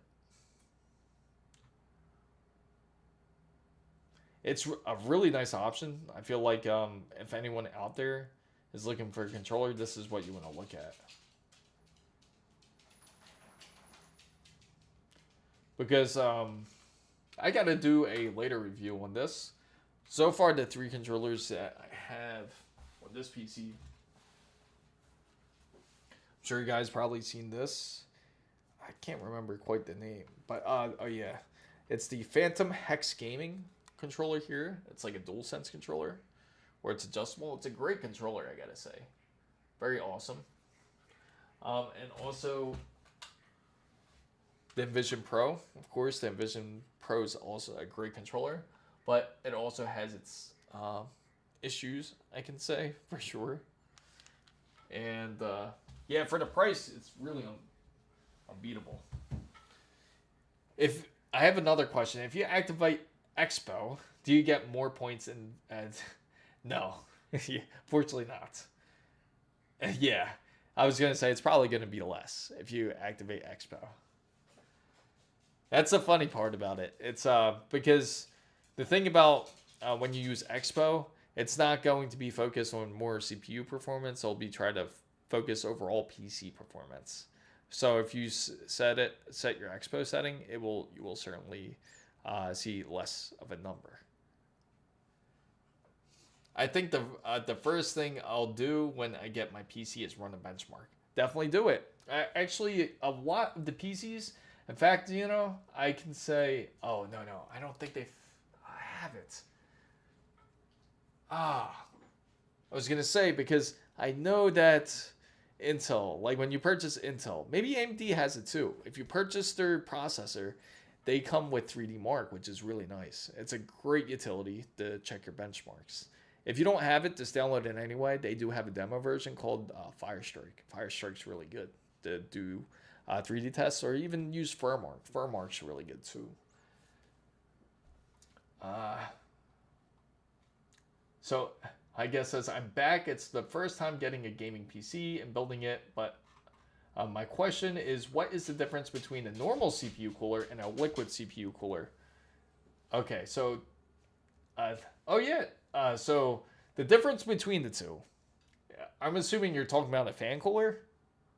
A fan cooler and a liquid CPU cooler, assuming you meaning like an AIO? There's not really a big difference. I would say the more difference you're thinking of is it's like which method you prefer. Now, fan cooling does work efficiently. AIOs typically stay a bit cooler because you are using liquid over a cold plate instead of using something that's just going to be fan cooled. But both work excellent. It's just all preference and depending on what you're using it for. If you like to overclock, if you have more of a powerful rig, you're doing something like gaming and streaming at the same time, AIOs are recommended. Fan cooling, you can get away with fan cooling with simply just if you're just mostly focused on something like if you're just gaming mostly and you're not really focused on overclocks as much. And a fan CPU cooler I could highly recommend is something like Be Quiet makes excellent fan coolers. Noctua does. And when it comes to AIOs, I highly recommend something like NZXT's Kraken is excellent cooler. And Corsair also makes some great coolers as well. Yes. Oh, normal fans. You mean a normal fan? I've never seen a liquid cooled fan. Or like a normal gaming fan. Yeah. Oh, you mean like... Oh, do you mean... Is your... No. Are you meaning compared to like having like fans and like a fans and a radiator versus just a fan by itself, just the case fan? Is that your question? Because the biggest difference is the case fan is just focused on cooling the case and that's it. Just making sure you're getting airflow and exhausting the hot air inside your PC. That's all the case fan does. There's no need for any type of liquid cooling on a case fan. But when it comes to a case fan, all you're doing is bringing in the airflow and you're pushing out the exhausted air, the hot air that's going to be inside of your PC.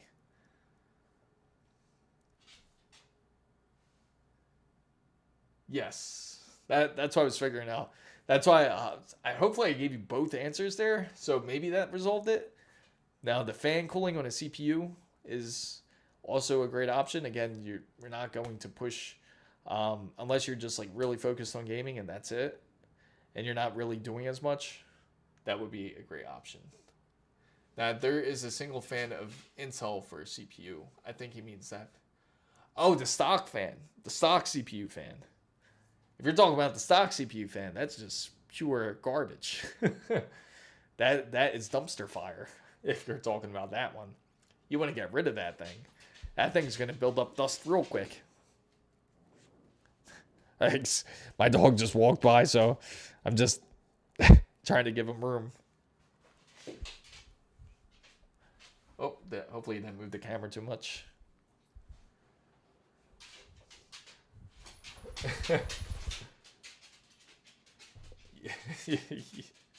Yeah, don't even bother using the Intel fan. That's just garbage.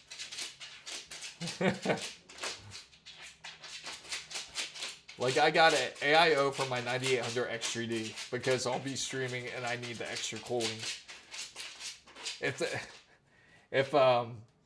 Yes, yep, but the AIO is an excellent choice. Again, like when it comes to Xeno, like when I looked over your build, everything that you chose is perfect. It's the right choices. You have made excellent choices. The PC gods are happy. Just put it that way. Liquid cooling is the best. I prefer AIOs as well. Most of the builds that I've done is usually AIO. I always go 240 or more. But again, you can always use just a standard CPU fan if you'd like, if you just strictly just game. But AIO, I personally think is a great option. I know people say, oh, what about leakage, or is there problems if it ever leaks? And I've honestly never had that issue, like throughout the many of the AIOs. Let me knock on wood here because I don't want it to happen. But from every AIO I've tested, I have not seen one leak. From MSI, from NZXT, from Corsair, from ASUS, from all of them, and none of them has leaked. I can say the sound levels will be different, but that's about it. But none of them leaked. So, I hope everyone found this live stream to be useful so far. Hopefully this has helped out everyone out there who is thinking of doing a PC build. And if you are thinking of doing one, don't be scared to do one. Can you give me the best budget GPU? Because, like, dude, they cost a lot. I get you. And I would say the best budget GPU, if you're really to get one, is the 9060 XT. Get the 9060 XT. That is 16 gigabytes. That one's probably the best option. Can you show me AIO fan? Like, you mean like just the standard AIO fan? Like, what you want to, or do you mean like, how do you pick one? How would you pick a AIO fan? Like for a radiator? Because what you would want to look for is you don't want to look for CFM, which is going to be your standard kind of flow. You want to look for static pressure when it comes to your fan, when it comes to your AIO. And the better static pressure you have, the better it will pull or push air out of your system for cooling. So usually ones I would recommend is like, I know Corsair has changed up their naming scheme a bit, but and it depends on color scheme too, because you can pick up some really nice Noctua ones, but not everyone is a big fan of like the dookie brown color that they have. Noctua actually just came out with a new series. I don't know if anyone has seen it, but it's pretty nice. Yeah, they're coming out with their own AIO, in fact. Have you guys seen it? It looks pretty sick. This is their new one that they came out with.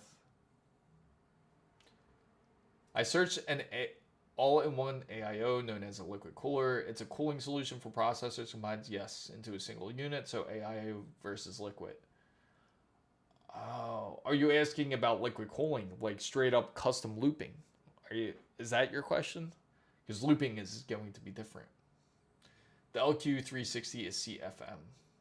They will have both readings on there. It won't just have CFM, but it should have static pressure on there too, which I can help you look up. If I look on the specifications for this fan, I'll show you for example. On this Noctua fan that they just came out with. Now, if you look down here, you'll see static pressure. This is what's going to be important, like when it comes to your AIOs. Now, when it comes to CFM, that's a different reading. That's more for airflow. And I can take a look at your LQ360. So AIO is just a liquid cooler on easy. Yeah, practically. So it's just on easy mode. You don't have to custom loop. And that was the big appeal for AIOs. Yes. Well, see, liquid, I can't say they're slightly different. Not like a large scale difference. Okay, just put it this way. Just as he mentioned, like Adley mentioned earlier, everything is all in one system. You have the pump, and you have the CPU heat spreader for the liquid cooling, the cold plate, and everything is all in one. Compared to where if you did custom looping, you would have to have a separate pump actually. It would look like a little water tank. You had the little water tank, and then that pump would be the one that would be pushing would be the one that's rotating the liquid inside the system practically. So you have your radiator, you have your CPU spreader. It's just more thin. It will look a lot more thinner because if you notice a lot of CPU coolers, they're going to look pretty thick because it has a pump included on there. Now, when it doesn't have that pump on there, it's going to be very minimal looking. If you ever seen a custom looped GPU, they're going to look very small, and it's because all it is a block. That's the word I was looking for. It's just a water block. You're going to have a water block for your CPU. You're going to have a water block for your GPU. Some people go crazy, do it through the RAM, and they do it to whichever part of the system that they like. But they have water blocks for everything practically. But anyway, you put your water block typically on the CPU, and you put it on the GPU, and that's hooked up to your pump and into your radiator. But the reason why it's called a custom loop is because every system is built different. Now, the tubes that you would use, some people prefer more of the soft tubes because they're very easy to work with. You don't have to do any cutting. Some people prefer more of the acrylic tubes where you have to cut it and shape it with the heat gun, which could be a pain and sometimes a bit risky. But when you're done the process, then you test it with the power supply. You use a testing plug, which would look something like, I have one here. Let me see. You would put this onto your power supply, something like this. And what it would do is it would trick the PSU to think it's practically on. And what it will do is you're trying to test the water loop to make sure everything's fitted correctly. And afterwards, if there is any leakage, if you see any leakage, you have to do it again. But after you're finished the process, you have to usually wait about 10 to 12 hours before use. So it's a lot of time, patience, and it's more expensive. Typically, I feel it's not really worth it unless you're really using your system to be to really overclock, for really hardcore usage. So, no, I'm not a genius. It's been around a very long time to really understand a lot of this. But that's all it is. The best thing, that's why AIO is just much more efficient. It's just practically you just put it in there. It has, again, the CPU pump already built in. You just use the two plugs that it will have, which will be for your pump and for your CPU.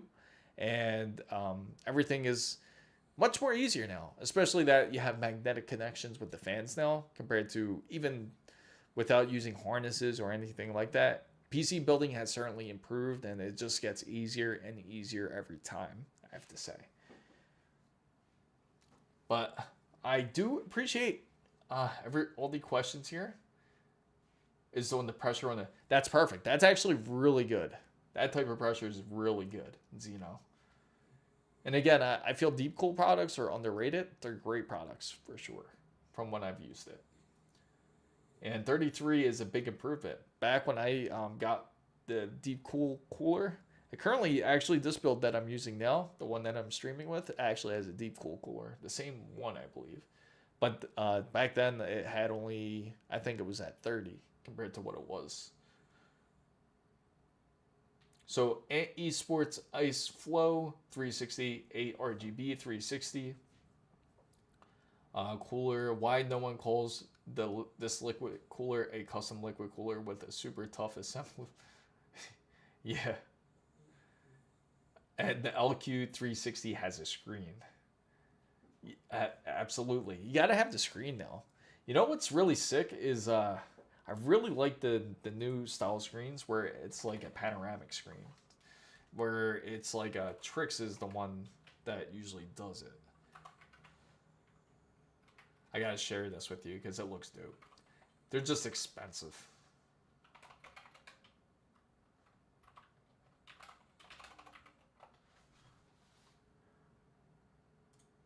Right here. You may have seen it before, you may have not, but they are dope looking. This is it here. Take a look at that.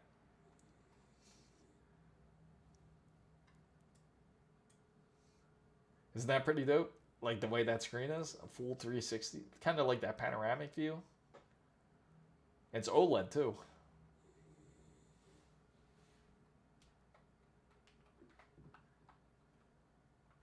But the thing is that CPU cooler is like, it's like $350, I think. I think it might be even more if I'm not, yeah, $350, right on point. AIO's has been green, better green than I'm getting, certainly. It certainly is. It's certainly the game changer when it comes to AIOs. It's a beautiful thing. There and there's another one that's actually pretty dope. It's I'm trying to think what it looks like. There's another one.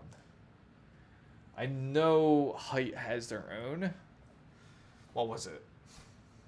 It almost looks like a cell phone, actually, this other one. It's actually detachable.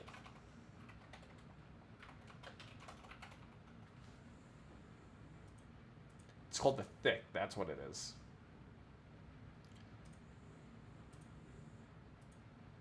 Tell me if you think this looks insane or whatnot here. Take a look at that. Looks like a cell phone, right? Practically like on your PC. Apologize for that getting in your way there. Trying to get a better view. But it kind of looks like this.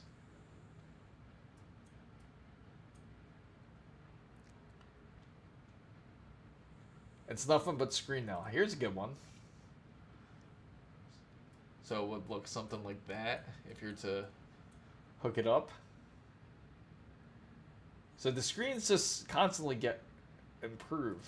Here's a good look to see what it would look like inside of like kind of like a PC build here. This one's $250 for this one. Looks just like that. Oh, appreciate it. Welcome to the Discord channel. It's a phone under CPU. I know. The funny thing is you can actually take this off and you can do something else with it, believe it or not, which is pretty funny. It's pretty sick. If anyone's just joining the Discord, welcome Cubix. I will be actually doing another PC build just in time. It's just the PC build that I am planning to build will be on a 265K. Some of you might be moan and be like, "Oh, how come?" It's because I'm stuck with the Z890 motherboard. I can't just let it sit around. It's actually back there, sitting in the back. But it's gonna happen. It's gonna happen when I come back from Taiwan. I'm going to. The build won't happen right away because I'll be in Taiwan for a good amount of time, for probably about like 4 weeks. I'll be there. I know. It's actually called Thick. Anyone who wants a budget GPU, tell me your budget. I'm a PC builder. Yeah, it looks super sick, bro. Screens under CPU. Looks cool, but they're expensive too. I agree. ASUS actually came out with their own, but the thing, see, I know this is the problem when it comes to ASUS, is they're just expensive. Like they have the Ryujin 4, which is going to be a very nice one. Oh, I put B. The Ryujin 4 looks like this. This is also a very nice one. Very similar to the TRYX that I showed you. But the problem is you will pay the price for this. This is... They don't even list the price. Where is it at? Oh, they just kicked me off of it. Well, it's right here. This is the price of it. It's I think this is 440 USD for this, which is pretty insane, right? That's a lot for AIO. So, let me see. What motherboard for a 9800 X3D would you recommend? For a 9800 X3D, a 5090 is budget GPU depending on what you're... A 5090 is a budget GPU? That's insane.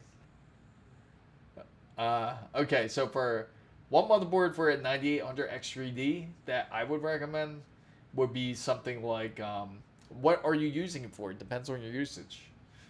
Are you planning to use it more for gaming or more for streaming and editing? Yeah, this is good. It looks super awesome. So that's the funny part, I gotta say. The crazy thing is, eventually CPU coolers are going to hit that mark where it's like $500. They do have AIO GPUs, if anyone's seen them. They actually have, Gigabyte actually has their own, I think it is, which, it's the 5090 AIO.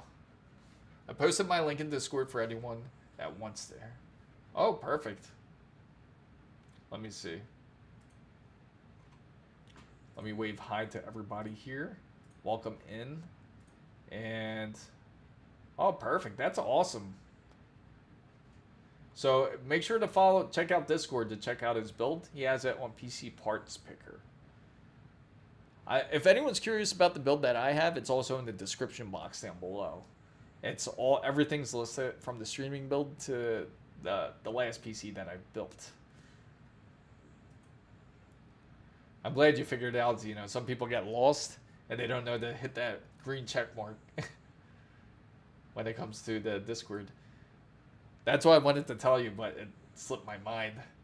I mostly gaming, but I am planning on streaming. So if you're planning on streaming, go for a I would recommend the X870E if you're gonna go streaming, or you could go X670E. But more than likely, you probably could get the X870E for nearly the same price for an X670E. Before you question it, it's all New Zealand dollars. I see the NZ. I did catch that on PC Parts Picker. Also, I do have PC builds on my website too. So I do have 2 PC builds up there if anyone is interested in them. One's a RTX 4090. The other one is a RX 9070 XT. The only problem is I only ship within the US because I do not want to risk any type of damage that happens to the PC. Obviously, if it gets shipped worldwide, it's already hard enough to ship it within the US. I get so many people saying everything is overpriced. They're always going to say that. To be honest, everything's expensive now. There's not going to be a really fair price on anything. What brand? I don't want the CPU burning. Oh, now when it comes to the brand, I usually highly recommend ASUS's. I highly recommend this one, the X870E e-gaming motherboard. A great choice. It's that perfect in-between board for those who want to spend a little extra money, who has the budget to spend, which is going to Again, I can't say too much, but check out the Amazon deals when I have them posted on Sunday. And when they get posted, definitely check out the boards that I have listed. But ASUS is one, Gigabyte's one, MSI. Those three are the top. AceRock, you can go, but that's the one that's where you're risking the burning. But we do have a builder. Someone actually just built their PC off of AceRock just a week ago. He built on the Phantom board, and it looks incredible. He's having a great time on it. He's upgraded the BIOS. He hasn't had any issues, but he's been happy with it, I have to say. Okay, perfect. 4060 or versus the go 4060. 5050 is trash. I will tell you right now. It is junk. You're running at G6 at X8 speeds. No. Don't get the 5050. Laptops can run better. Just put it that way. It is not a good card.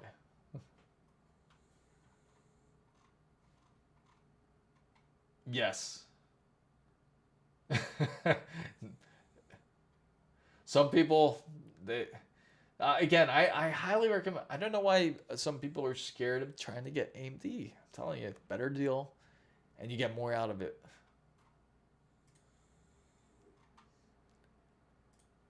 So if anyone is looking, honestly, I may grab the 4060 as a 3D. Okay, for 3, I get that. For that wouldn't be an issue. Oh, for anyone who is looking for the website, it is this. That is the website if anyone wants to be able to look at the shop. I only got like 2 PCs on there. Let me know you're on my Discord.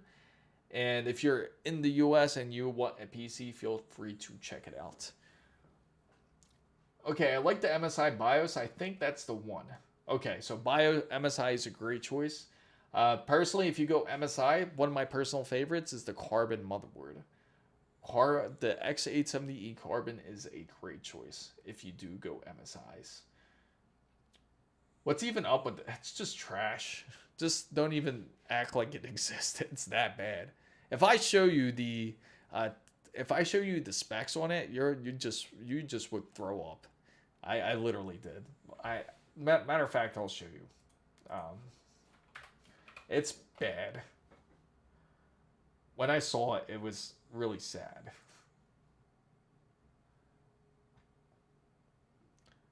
Let me see here. It was... Okay, here it is. You ready, guys? This is it. This is the 5050 specs. Right there. Anyone with the budget, just get it. I agree with Cubics. 580 is on life. Yeah, I mean, it's still lasting, though. Keep it as long as you can. The last good NVIDIA, none. For 50 series, it hasn't been a great series. 40 series, I thought was going through a rough time. 50 series was even worse. Even though we were promised like great things when it came to the 50 series. Game companies would tell us like, oh, they're doing great things. NVIDIA has a big game changer, but it wasn't the case. That was all false. That was all because of the frame generation. An RTX card can't even ray trace without high-end enough VRAM properly. Most RTX. You see why it's disgusting there? Like, I know you guys can't see me pointing, but look at the bus interference on that. PCI Express X16 5, right? But you see that? It says at X8 at 5. So that means it's practically running at PCI Express 4 speeds. And then you look at the and then take a look at the G6 that it's running on. It's running on G6, and it's only running at 8 gigabytes of VRAM.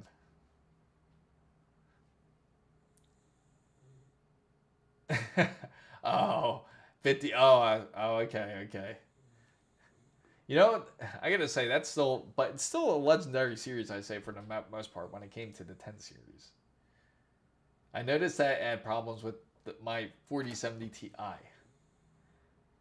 The 4070 Ti should have been better. Yeah, it's crazy because 40 series was honestly not that bad. I honestly thought it was pretty good. It was just the pricing that threw everything off. When they're charging 13, was it? Yeah, $1,300 for a 4080. That's when people lost their minds. The Nvidia nearly like immediately dropped it $100 off. Remember that? Like the $1,200 just to get people to purchase it because it got a lot of backlash for it. And that's why like when it came to the 5080, it dropped down significantly. It dropped down to 1,000. But realistically, it's not really going to be 1,000 unless you get the Founders Edition. And then they had the AIBs where they charge a little bit more because, again, they don't really have that high profit margin when it comes to NVIDIA. So, which is better in GPU, the RTX 4060 in the same price, bro? Or will it be good for me for game designing? Like I said, like when it comes to game design, just get the 4060 because again, you're not just using it just for game design. You're also using DaVinci and you're also using other tools which relies on CUDA cores, and that's the problem. AMD's good. You can be able to multitask and everything with it, but you will have issues when you go into different types of software applications. But to be fair, the 4070 Ti isn't too bad, but overall, I'd recommend most people stick to AMD. I agree. AMD's a great choice. NVIDIA, but it's got DLSS. That's what they sell it on. It's kind of, you know what? It's kind of like when Apple comes out with a new phone, and the only thing that they change is they added a button. Look through the series 14, 15, and 16. They added a button on each one. Sure, the processor has changed. It's like NVIDIA. That's going to change. The architecture will change. But the overall, it's not really changing.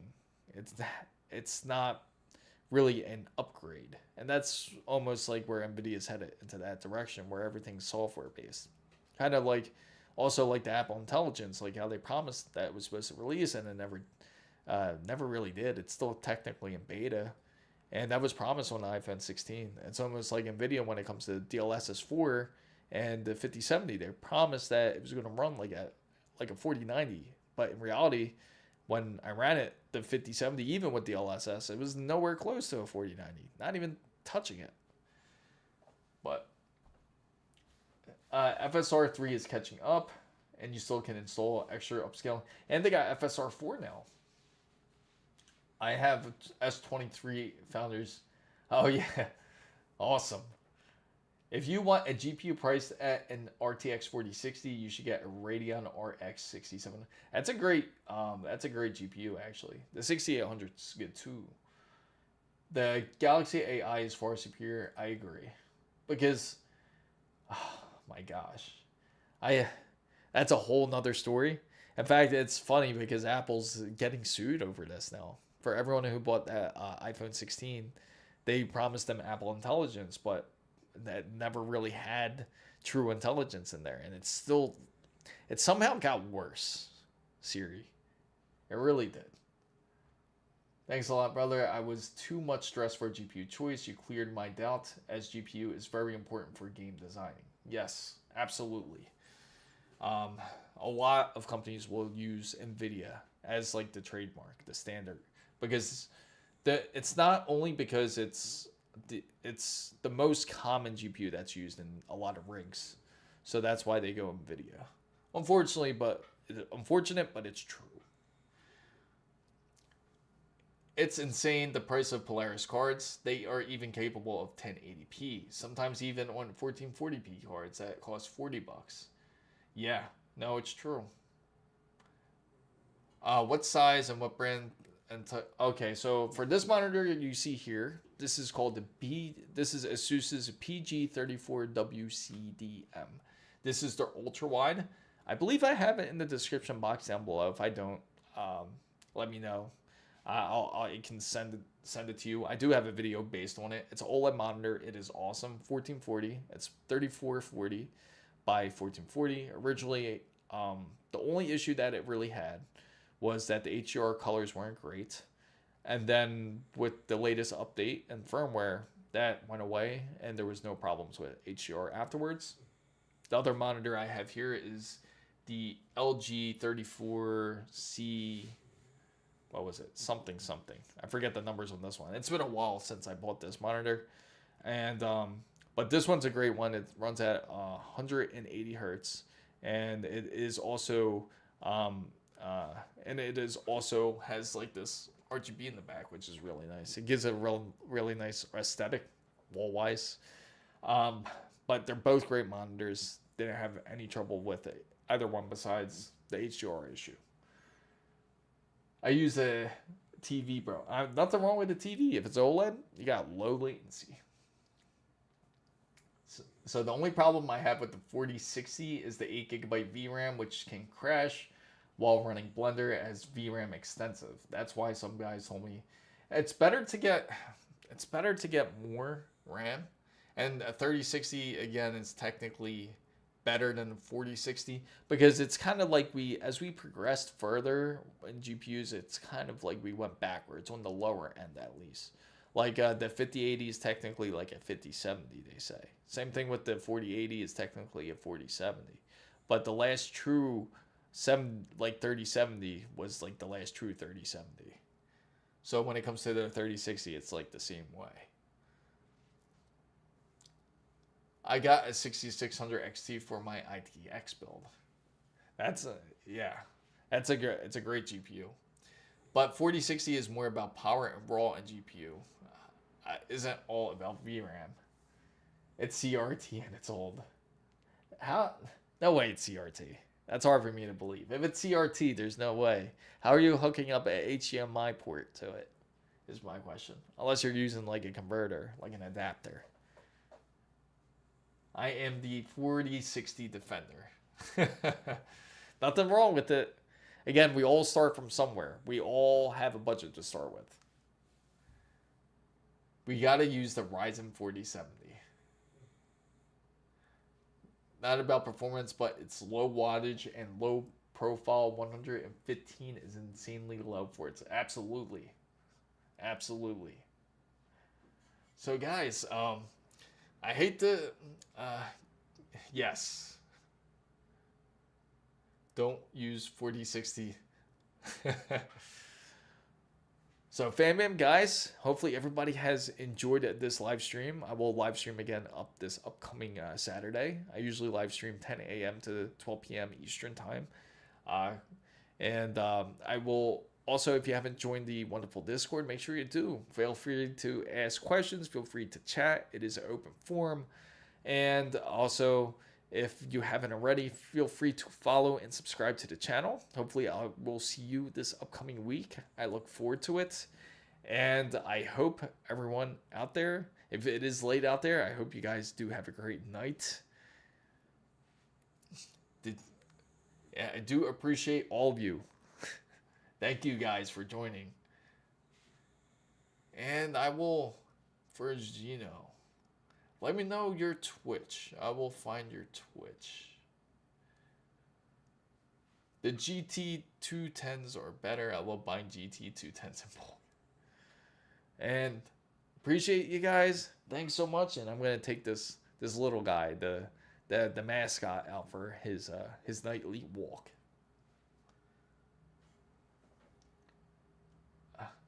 Have a great night, everybody. I do appreciate it. And if anyone feels like they forgot to ask a question, thank you. I will try to recover. Oh, it's nighttime here. All right. Have a great night, everybody. I think everybody, it's nighttime, as I'm assuming. Anyone in the day, hopefully you have the great rest of your day. And hopefully I see you this weekend. Hopefully I see you guys soon, FanBam.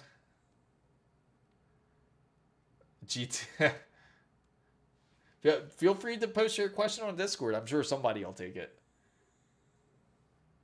Good night, everybody. Much love to everybody out there.